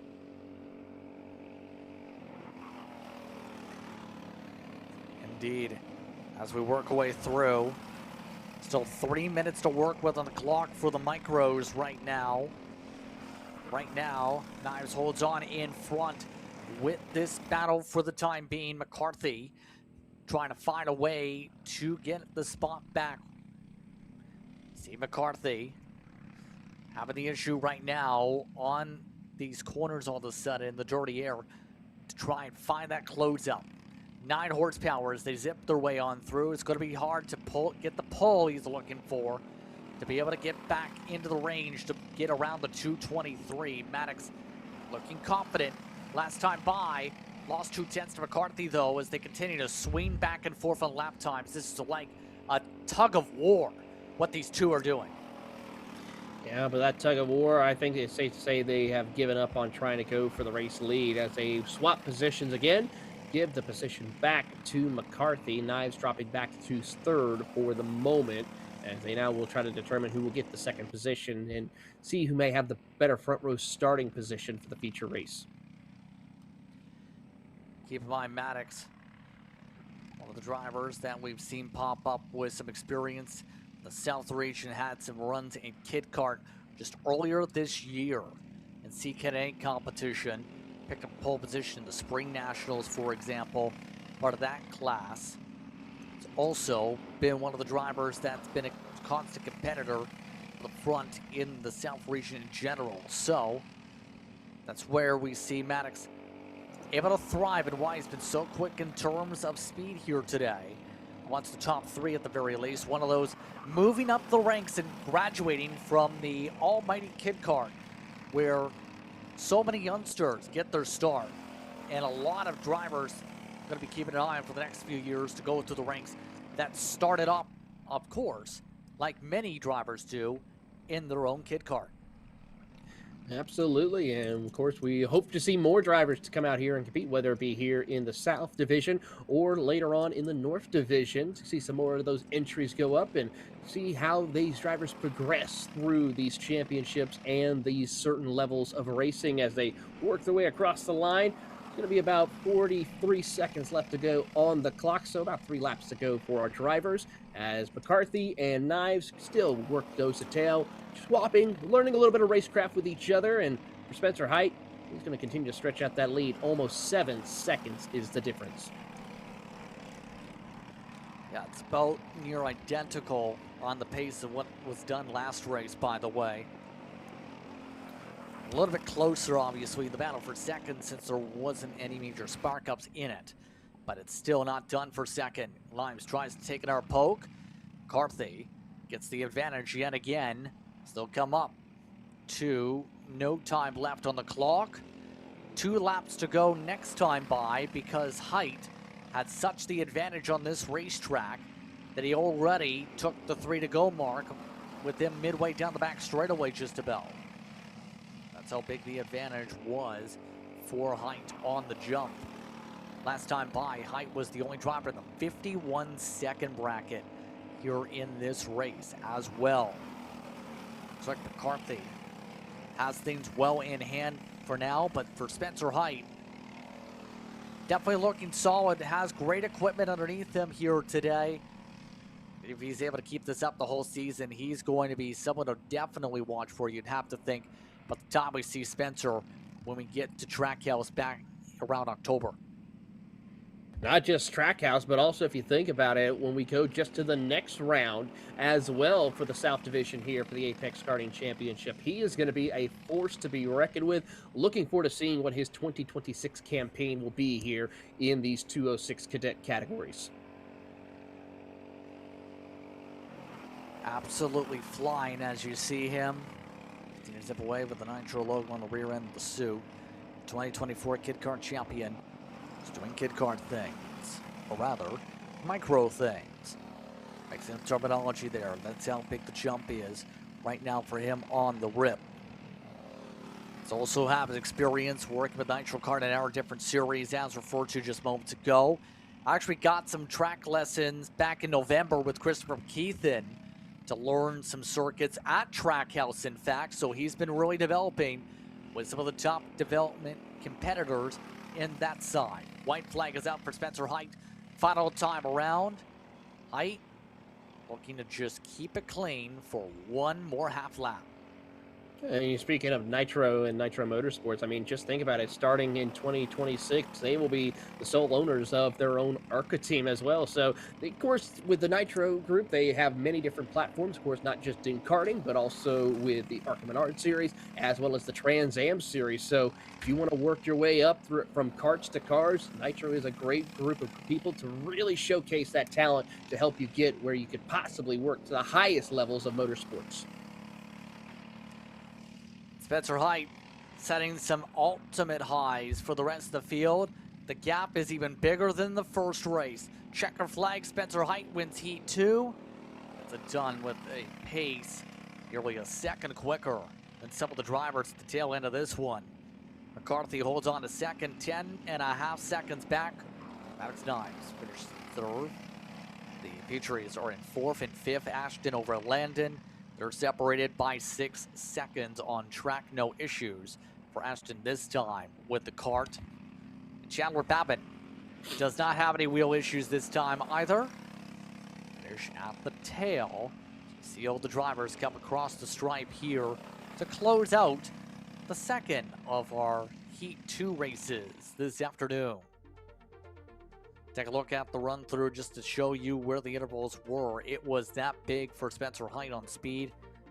Strong performance. Again for the 2:31 today over McCarthy and Knives. Patriots and Babin still set up. And the rest of the order. So with that being in mind, we have plenty more Heat races to go. We'll take a break. You're watching Kart Chaser. More after this.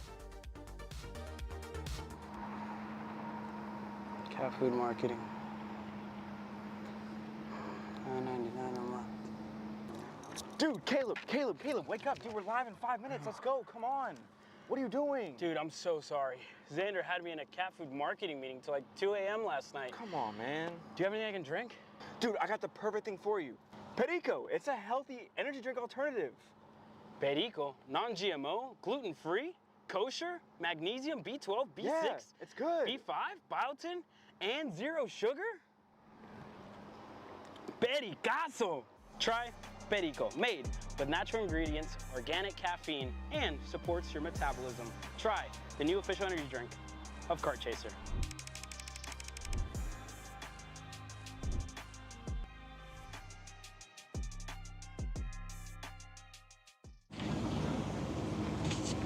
Kyle, what are you doing? It's got my new Greyhound seat. You don't even have a cart. Doesn't matter. I have a Greyhound. Who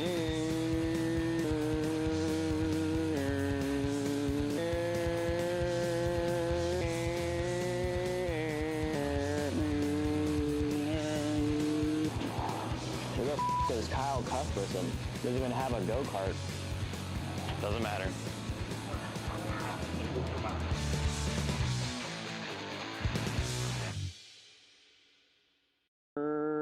Cuthbertson through on Turney. Turney in the dirt. Are you stuck with your kart racing? Not sure the ideal kart setup? Or going to a track for the first time? Well, Kart Class has the answers for you. Our online portal has a wealth of experience and knowledge to help your kart racing. From kart setup advice to track guides that are targeted specifically to your circuit, or the driver coaching aspect with mindset, racecraft and driving techniques. If you want to take your karting to the next level, visit us at kartclass.com.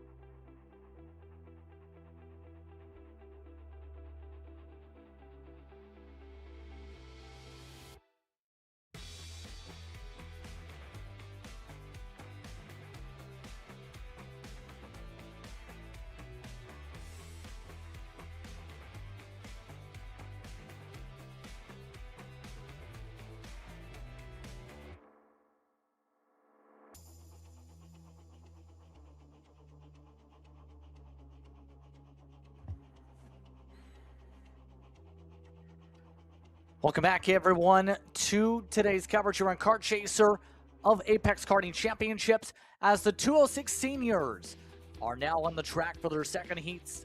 This is the middle portion of heat number 2 for our rotations. So here's the lineup once again to remind you how they qualify. James Overbeck up front, Cameron Reed in second. Then it's Levi Getz and Jackson Miller. Avery Schwalm will start next to Henry Wheeler. Alex Sacuzio will start in 7th, Yanutsi in 8th. Then Sherrick in 9th alongside Colton Kelly. Colton Brazier in 11th. Kiefer McDonough, St. Clair, and Nunez.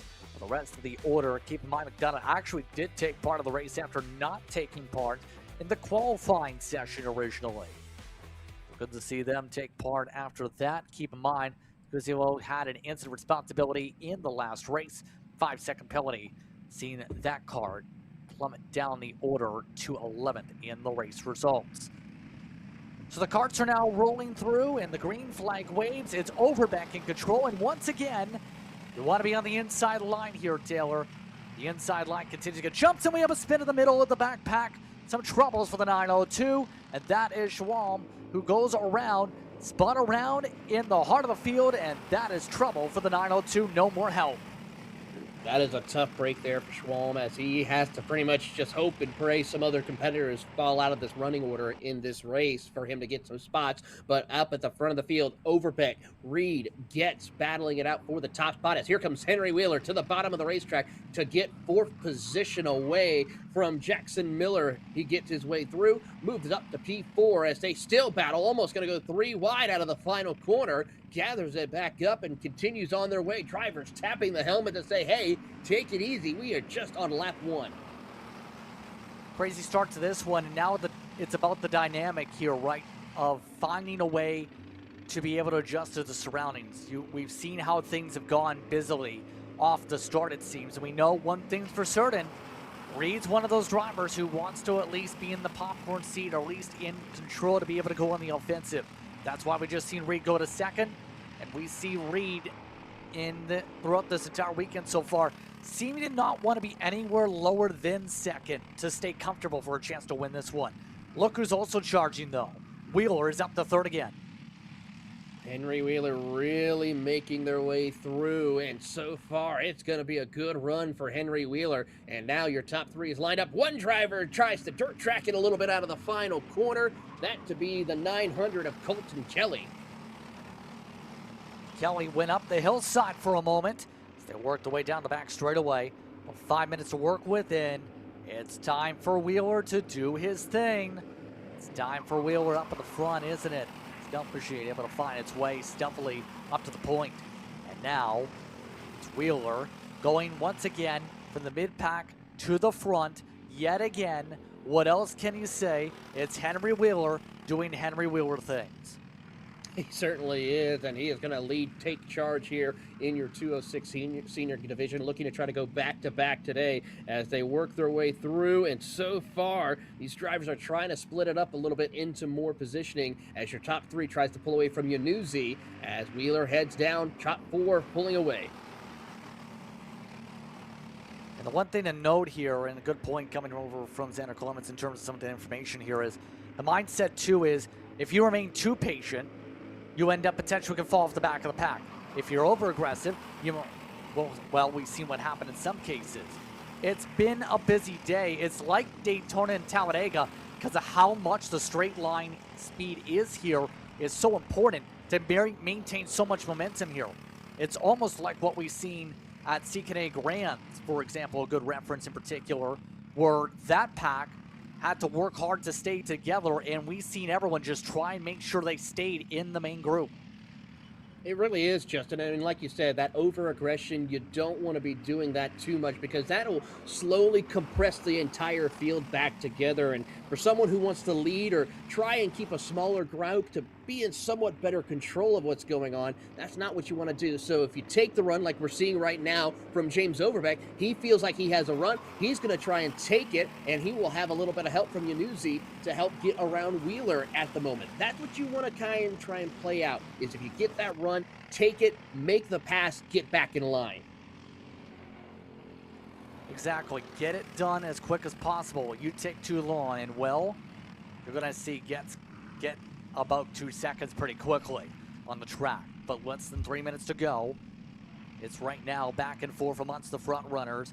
Side by side again for second position for a split second as Overbeck rides behind Reed.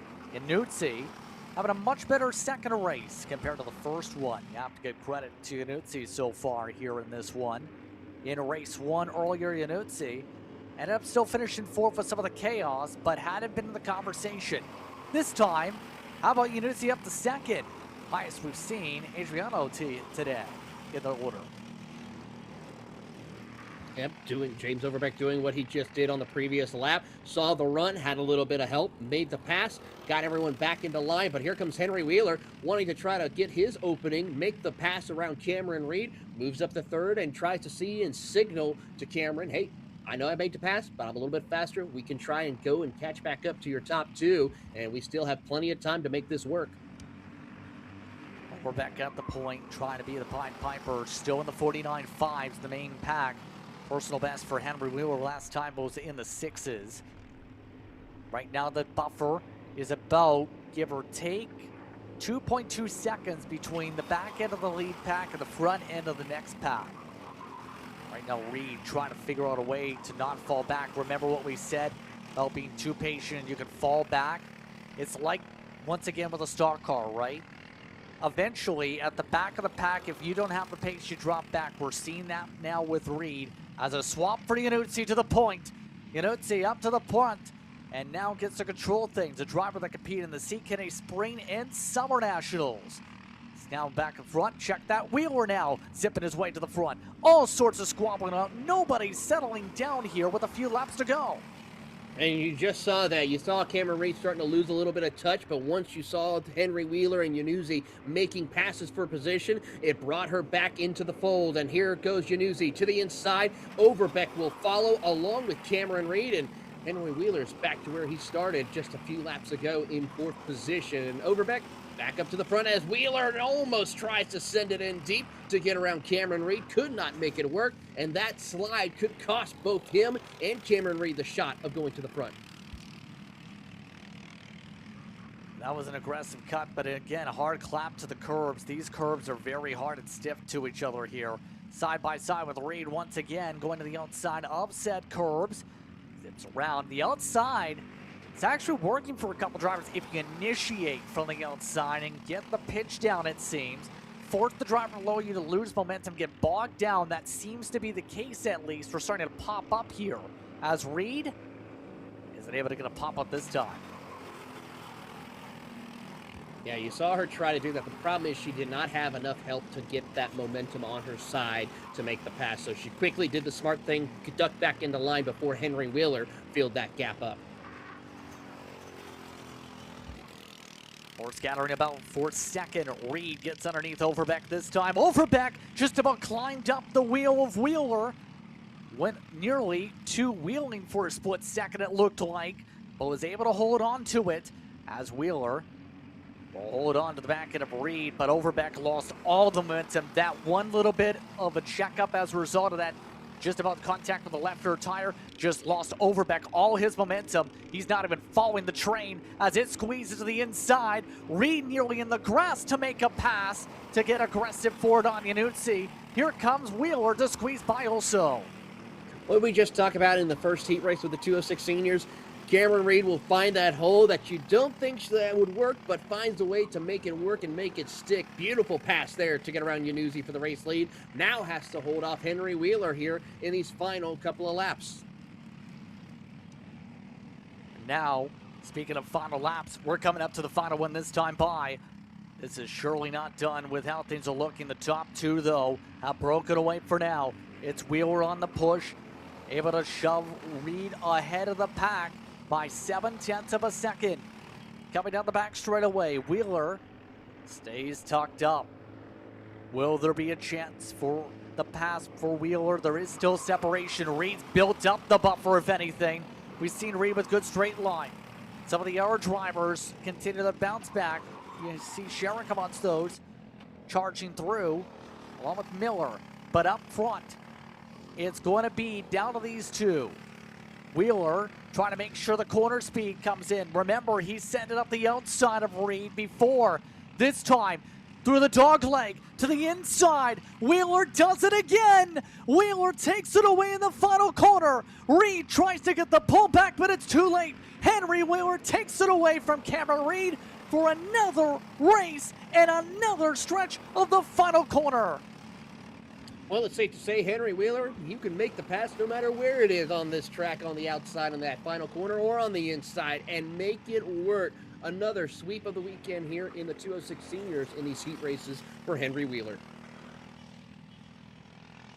2 times Henry Wheeler has won a race today coming out of the final corner. Once from the outside, once from the inside. Sweeps the heats. Cameron Reed in second. Yanuzzi gets the top 3. Overbeck in 4th. Gets a top 5. Miller, Sherrick, Guzio, Nunez, Kelly. Part of the other drivers in the top 10 in this one. Also in the field, Swam was down in 11th.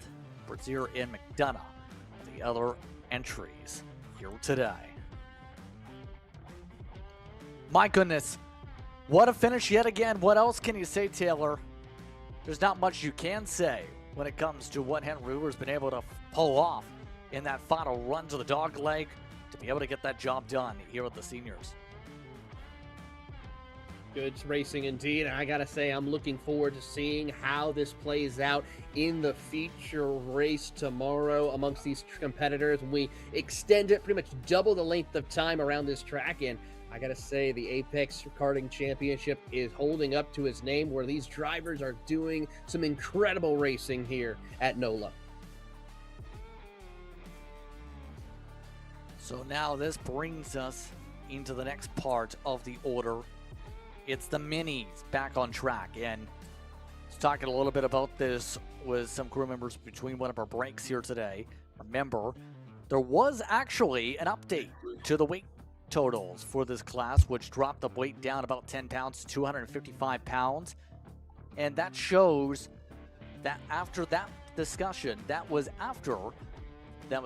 with the karts on site, scrutinizing all the karts, weighing the options, and also making sure to poll the drivers and parents on what their preference was for the potential weight, if you wanted to bolt on an extra 10 pound of weight or not onto the kart. Shows the versatility and the flexibility we've seen from this officiating crew to be able to make sure we have the best possible racing and have the competitors all in agreement like they did to have the weight as it was for today, because, well, 10 pounds of extra weight, of extra lead or so, is a big difference potentially for drivers to have on their karts here. It isn't that much in terms of weight, but it's still a difference compared to having the lower weight where you don't have to bolt on said weight.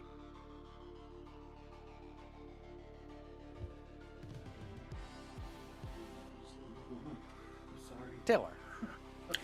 Well, we're just waiting to see here for our competitors to release out onto the circuit right now as we get set for our final 2 heat races of the afternoon, with the Briggs Mini and the Briggs Junior about to head out onto the circuit here in a few moments' time. And I gotta say, the Mini class is another one that I'm looking forward to seeing how this will play out amongst our competitors here. Who will be those top drivers to watch in today's action? We're gonna find out as the temperatures start to dip lower and lower right now here in Avondale. And I gotta say, that cold weather is starting to really come in here, but still feels pretty nice out there for the most part with that wind 5 miles an hour. Hey, I'm one of those that likes to have their house nice and like the summer temperature sometimes. It feels nice, to say the very least. Now, it's when you add the extra humidity and the extra different heat factors that can come into play. That's a little bit of a different story, but we're getting off topic here. The drivers themselves, I think, are antsy to get on the racetrack themselves here when it comes to your minis. And remember, some good battling where Mikey Todd went from the high line down to the low side, basically forced the inside line to check them and bog them on down to complete the move and hold on. It's going to take a lot of effort to try and do something like that again, let alone get a win again, with how competitive things were with Kanache, Greer, and Stowers amongst those who were in contention last time, Taylor. Absolutely, and I am really looking forward to seeing who was able to take the information that they went through today in heat race number 1 and what can they do to improve. Mikey Todd, I gotta say, is the one I'm really excited to watch about. He kind of lost his footing in the beginning of heat race number 1, but then through making some great moves, staying in contention and avoiding some of the chaos, he was able to take home that heat race win, and I'm thinking he's going to try and do it again this time around, but hopefully have a better start to kick off heat race 2 for him. Mila Kanache, she'll start out the front of the field. Mikey Todd in second, Ruben Greer in third, Ryder Thompson in fourth, Bo Stowers in fifth, Liam 4. Looking to go 1, 2, 3, 4 from the top of the pylon in sixth, Robert No in seventh, Colin Miller in eighth, Parker Firesting will round out the running order. They're going very fast, a little bit quick there, but we haven't gotten any false starts here today as we're underway with some contact already. It's Todd. What did I just say about how difficult it was to repeat? He goes to the back immediately. So it's safe to say our first commentator's curse of the Apex Karting Championship. I think you can write that in the book. As we watch on here. Go ahead, Justin. Was about to say, the rest of the field making their way on forward here. The top four continue to march along and sort things out here today as they try and set things up as a pack here. Kanache, remember, had to go fiercely back and forth for drivers like Greer. Stowers already charging up the field. Stowers doing what he can now as he moves up into second. Kanache with the race lead as they battle for the third spot. Greer and 4 really fighting it out amongst themselves. That will bring in Thompson for a 5-kart battle. And already Stowers to the inside of Kanache with help from all of them as they really just move her out of the way. Your top 3 now change significantly as they head into the corner. Now to clarify what I meant by that initial start, there's no false starts as the standard policy when it comes to Apex and starts. There's also been no jump starts or tram line penalties here this weekend so far, to emphasize what I was trying to refer to earlier on in the penalty side of things. But it's been clean off the jumps and clean battling up in the top 3 at the very least here. Already about a couple of minutes through this clock as Stowers now leads up at the front. Greer in front of 4 and Liam 4. Seems very comfortable in his 206 Mini here today. Yet again on the rip. Able to get good short run speed. The question is, can he maintain for the mid to long run? That will be a telling sign for tomorrow. Really will be, and so far we will find out in the next 5 minutes or so how that kart balances itself out here as we watch Stowers and Greer fight it out a little bit. Greer's trying to stay tucked up. 4 also in the hunt as well. Greer backs off, see if he can try to send it to the inside. Hits the curbing, can't quite make it work. That kart got a little bit too unsettled when it came over that curbing, so Greer just thought better of it. Tucks back in line to make sure he doesn't lose a spot to Liam 4. Yeah, but now all of them trying to find a way to march around. Stowers continues to plot and plan how he's going to defend the next moves coming up here at this point. The Swift champion has raced a fair bit. He's also had some appearances in CKA self-competition over the past couple of years as well. Some of the drivers that have appeared on those side of things. But so far, it's much more patient compared to race 1. How long does the patience last? We'll have to see, especially since any aggression is going to allow drivers like Kanache right back into the thick of things. And that's kind of, I think, what Kanache and Thompson need to have happen here, Taylor. They aren't closing up. They aren't in the draft band with the way this card is in the 206s. It's going to take a lot of battling potentially up front to close them right back up to have a chance to be able to maintain momentum in their draft path. Yeah, it really is, and so far we're not seeing that for any one of our top 3 competitors right now. They realize they have a little bit of a cushion, try to not have too many drivers in the mix here, as Greer thought about it to send it to the inside, thought better of it, stays right behind Stowers for the time being, as they continue to try and stretch out that race lead ahead of Kanache and Thompson.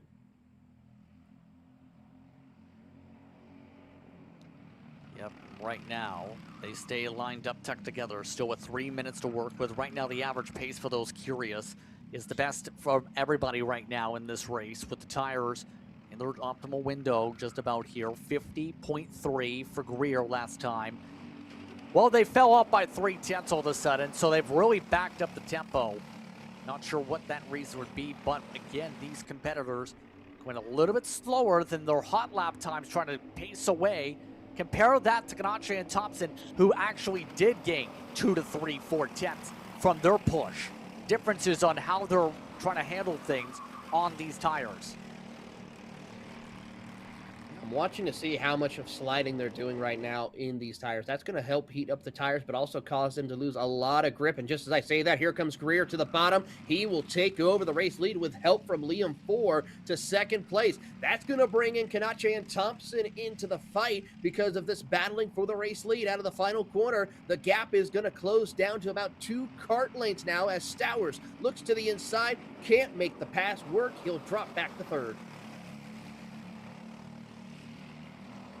Again, Stowers having to go on the reset, and that's exactly what Ganache and Thompson needed, was the shuffle to get them back into the groove within 4 kart lengths now. Stowers zips on by the pass as well. And there it is. The gap is fully complete. And now, what do you do if you're Ganache? How do you get this done as quick as possible? Because there's only enough time to maybe attempt a couple passes per kart at most, Taylor. It's going to have to be perfect if you're the 126, or better yet, has to be entirely perfect if you're the 114 to have a shot at the podium, let alone the win. Yeah, you're going to have to just be patient here for a few moments. Wait till you get that run that you need on the front back straightaway and really try to make sure you have a partner to make the run. We're starting to see these drivers line up. Who's going to be the first one to tuck out a line on the back straightaway? I have a feeling, watch out for Stowers, who may try it. No one does. Impressive. Everyone knows that it's too close to call. One driver pulls out, and it could be no-go for them, and they could drop out of the lead draft. Now, it's going to be the question, who's going to force the next move?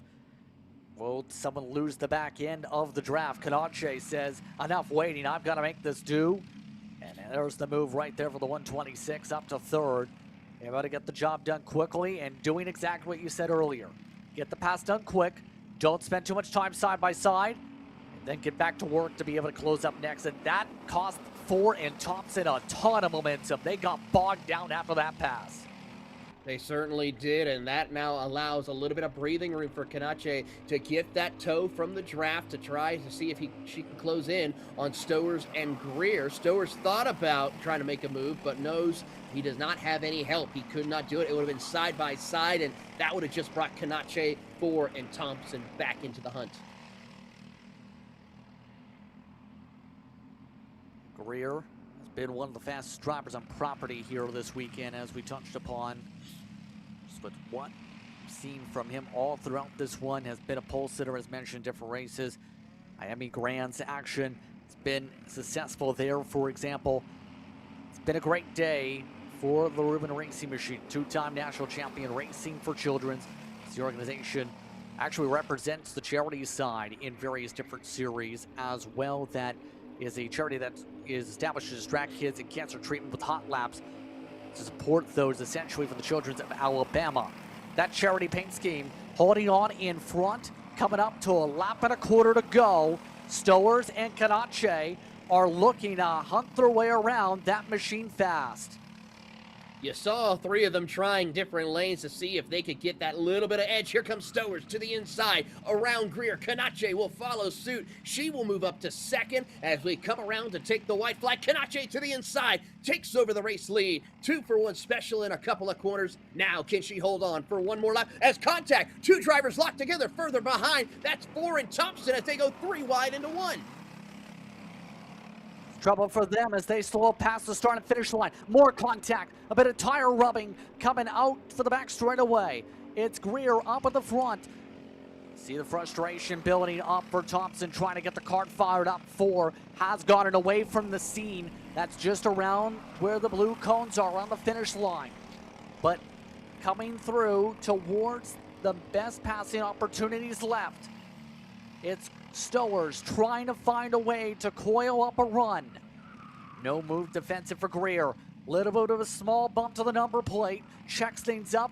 That might be it. Stowers got bogged down. Forced to a battle for second instead with Kanache. It's Ruben Greer coming down the front straightaway. Ruben Greer gets it done in Heat 2 in 2:06 Mini. How about Mikey Todd right there coming home in fourth with help from the contact of Thompson in 4. And that is going to be a big-time help for him in the running and the points. Robert No with a top 5 finish for him. Congrats to his run here as Liam Ford finally gets his way back around, coming home in 6th. And Thompson will fall down the order to the tail end of those running in this race to 9th spot. Miller, Firestein wants those back there as well. We'll take a break. One final heat race left to go this afternoon to set the table for the pre-finals and finals tomorrow. You're watching Kart Chaser for the state of Louisiana. Are you stuck with your kart racing? Not sure the ideal kart setup? Or going to a track for the first time? Well, Kart Class has the answers for you. Our online portal has a wealth of experience and knowledge to help your kart racing. From kart setup advice to track guides that are targeted specifically to your circuit, or the driver coaching aspect with mindset, racecraft and driving techniques. If you want to take your karting to the next level, visit us at kartclass.com.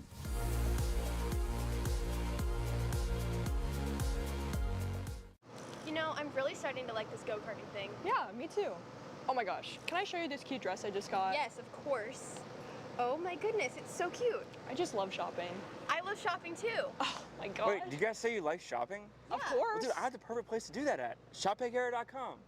At ShopPayCara.com, you can get free shipping on orders $200 or more. You can get anything you want, like MXC rims, gloves, rib vests, shoes, anything that you need, all at ShopPayCara.com.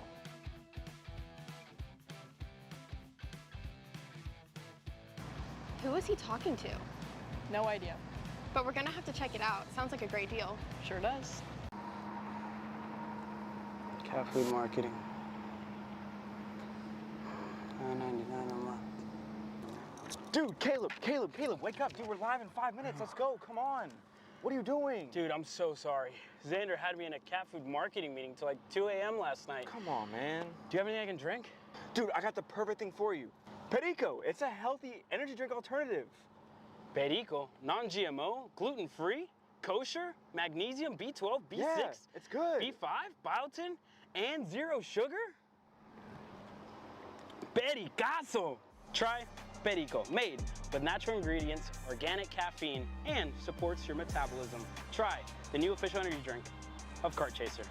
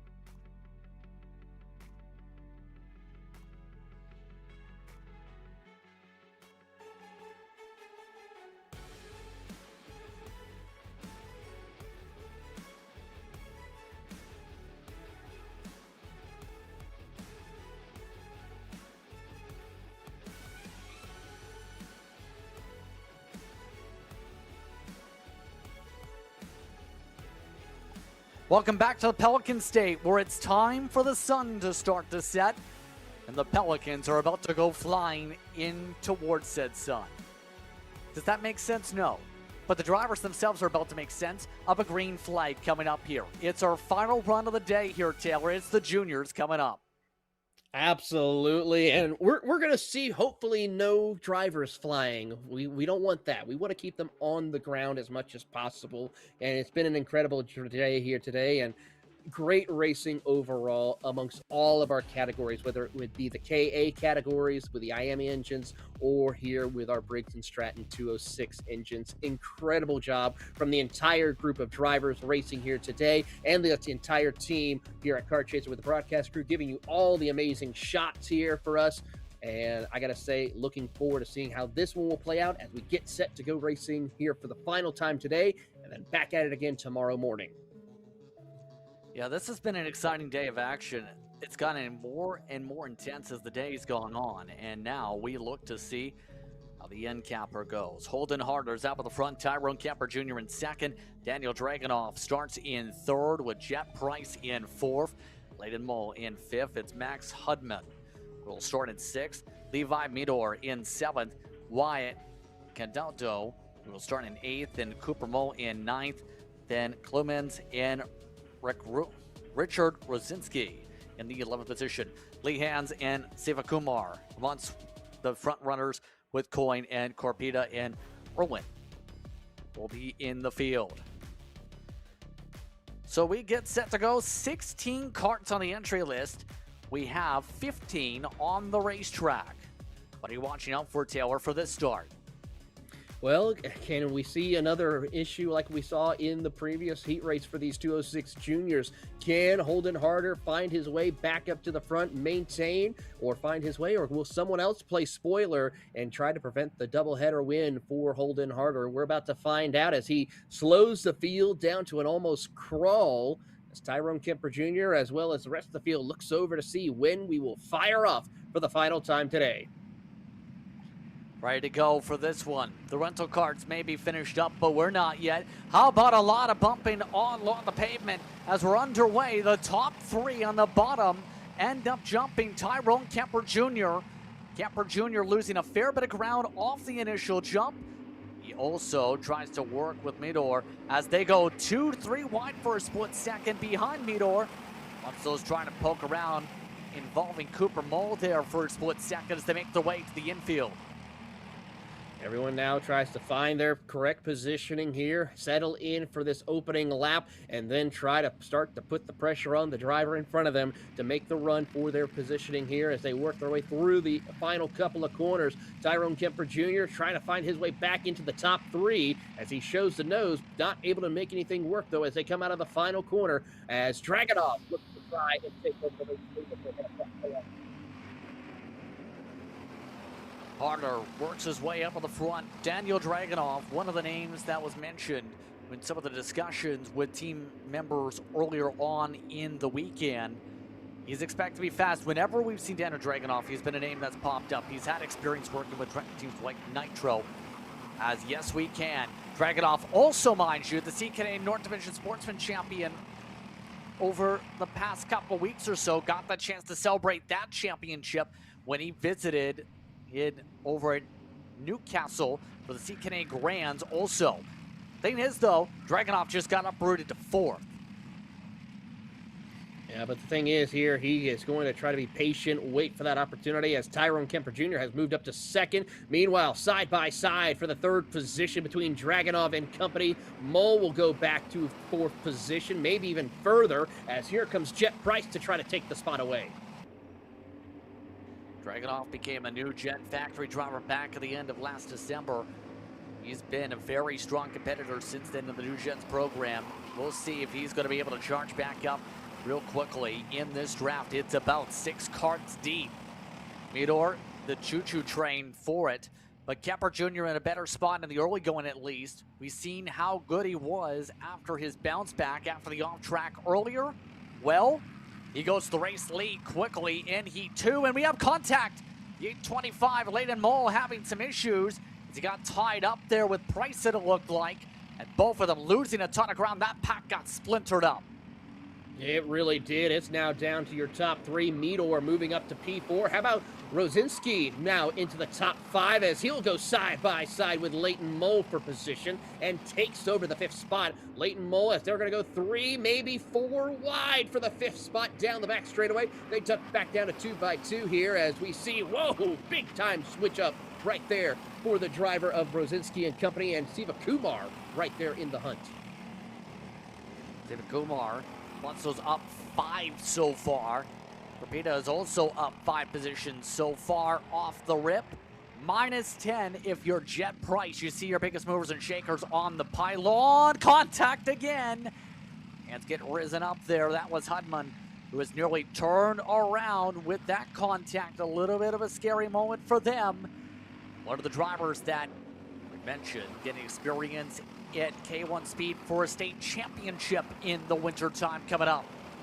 But the rest of the pack, now is going to need some luck if they want to get up to the top 3 here, don't they? Midor, yet again, is the first driver out of the main pack. But it's Dragunov this time who's the caboose, with Harder and Kemper Jr. in the pack as well for the lead pack. Yeah, Dragunov is trying to keep the pace, heading the fastest lap of the race so far with that nice bit of drafting he's getting on these straightaways. But Kemper and Harder are really just trying to hold on right now. We know we still got quite a bit of racing. Harder is going to be patient for sure here. If he sees that opening, he will take it, but he wants to try to help make sure it's a 2-horse race and keep Dragunov out of contention. Right now, it's about the planning process. There is a little bit more time to think, not as much of a risk of losing ground to some of the others. If they battle for a couple laps, they're going to definitely get reeled in by Midor, Leidenmo, and company. But here's the thing. Dragunov is losing the back end of this pack. Dragunov might have waited too patiently to try and see if anything would plot and plan. He's lost touch. You can see him struggling to try and find a way to get the engine to get that extra momentum, trying to give that extra oomph in the cart. Give a little bunny hop, as we like to call it here, to see him. He try to just make sure that cart can not be as bogged down, especially out of those corners here when he feels like he's losing momentum. And you see he's struggling. He knows something is wrong because he is doing a lot of bunny hopping right there to get that cart, keeping that momentum and the RPMs up. Yeah, exactly. That spike of the RPMs you're referring to. Try and get that jump. Try and get it going. It's trying to lurch it forward, so to speak, like you have when you ever drive a putt-putt car, so to speak. Remember when you were young and trying to get your car to move when it ran out of battery? Kind of like that. So I'm trying to simplify it as simple as possible. But that's what Dragunov was trying to do there, and it's a bit of a... Still having a hard time getting that as the rest of the pack groups together here in our group. Or if you think about it, even if you're out here running the rental track and you feel like that car might be bogged down a little bit, give it a little bit of a hop to see how that will play out. As we watch Midor now, he is also struggling. Last time on, he's lost over a second and is struggling to keep the pace here. He's fallen into the clutches of Mole and Rosinski as he's in this group. Good improvement for Rosinski, who was outside the top 10 for much of the last race, by the way. This one in the 6th spot, you see there in the blue machine, falling right behind the battle as they picked up Midor and zip on by. That's what happens when you're Midor, who on the pace run, the past times by, since losing the pack, was only in the 51-second bracket. When you're in the pack, you're in the 50-second bracket. Just get eaten up from that. That was 5th and on back in terms of that close-up in the first place. That cycled Midor down the order. Yeah, it really did, and that's going to be a tough break there for Midor as he will continue to fall down outside of the top 5 here. In fact, 6th position is where he'll be as Rosinski gives a little tap of the helmet, wanting to try to see if Midor will work with him to hunt down Leighton Mole in these final seconds as the clock strikes 0. It's going to be 2 laps to go next time by. 2 laps to go. It's upcoming times through. Tyrone Kemper Jr. still holds on in front of Harder, his 3rd pack. It's not done fighting either because Siva Kumar, one of the best races, in fact, their best race of the entire day today, for what's been an uphill battle in several runs, able to claw on the way to the middle part of the group. One of the drivers that also has put up several different clippings on YouTube when there's some of the racing exploits in Syrah competition, for example, over the summertime. And off the track! Hudman getting collected with them, and off into the grass they go. And that engines will shut off on both of them. Their day is done as far as getting a good finish. Tough break for both of them as we go back up to the front of the field here. Kemper and Harder have pulled away from Dragunov. And it's now going to be who will make the firing move to get around for position. Harder just making sure he does not lose Kemper in these closing laps. Harder looking for the sweep of the top step of the heat race podiums. Kemper Jr. trying to get at least one of the two. Been in contention for both of them here today in that CRG. All coming down to the final lap here. Kemper Jr. gonna have to make sure he covers off the run. He's not been afraid to force the bog down. We've seen it in both of his classes today. And heart of the corner, he'll go down low this time. And the final time around, Kemper Jr. covering things off early. He's going to start throwing the block, white lining around the circuit, as he will now go all the way to the bottom of the racetrack. Holden Harder now thinks about going to the outside, see if he can cross him over a little bit here around the outside. Can he make it work? No, not quite yet. Tough break right there. He's got to settle in and get himself for that final run. We've seen the passes being made on these final couple of corners as Kemper Jr. tries to white line it around the circuit. Trying to park the bus, so to speak. Force the lifts. Force Harder to slow on down, not have an opportunity to get the momentum back here. Harder might have to force it here.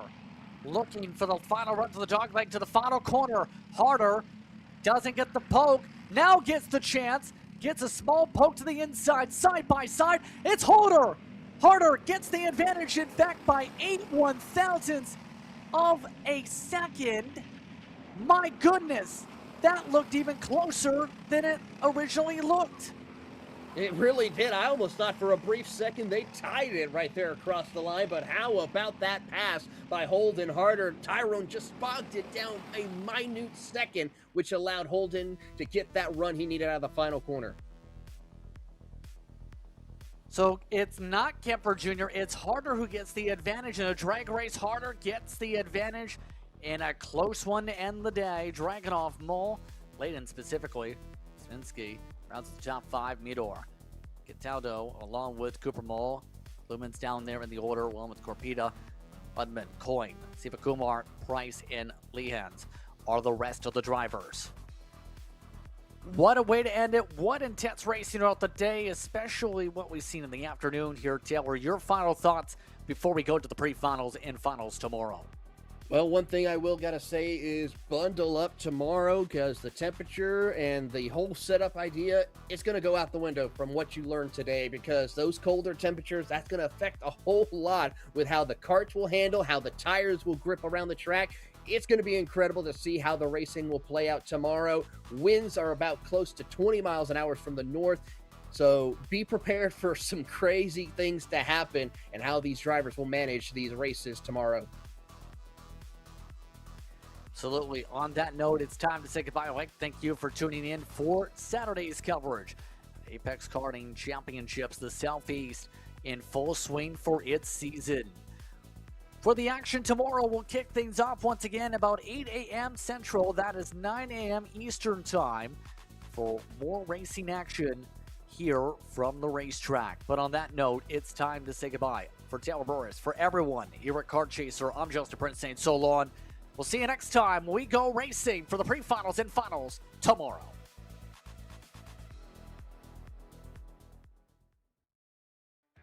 This broadcast is the sole property of Kart Chaser Group, LLC.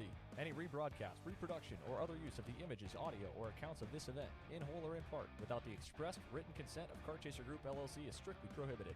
Thanks for watching.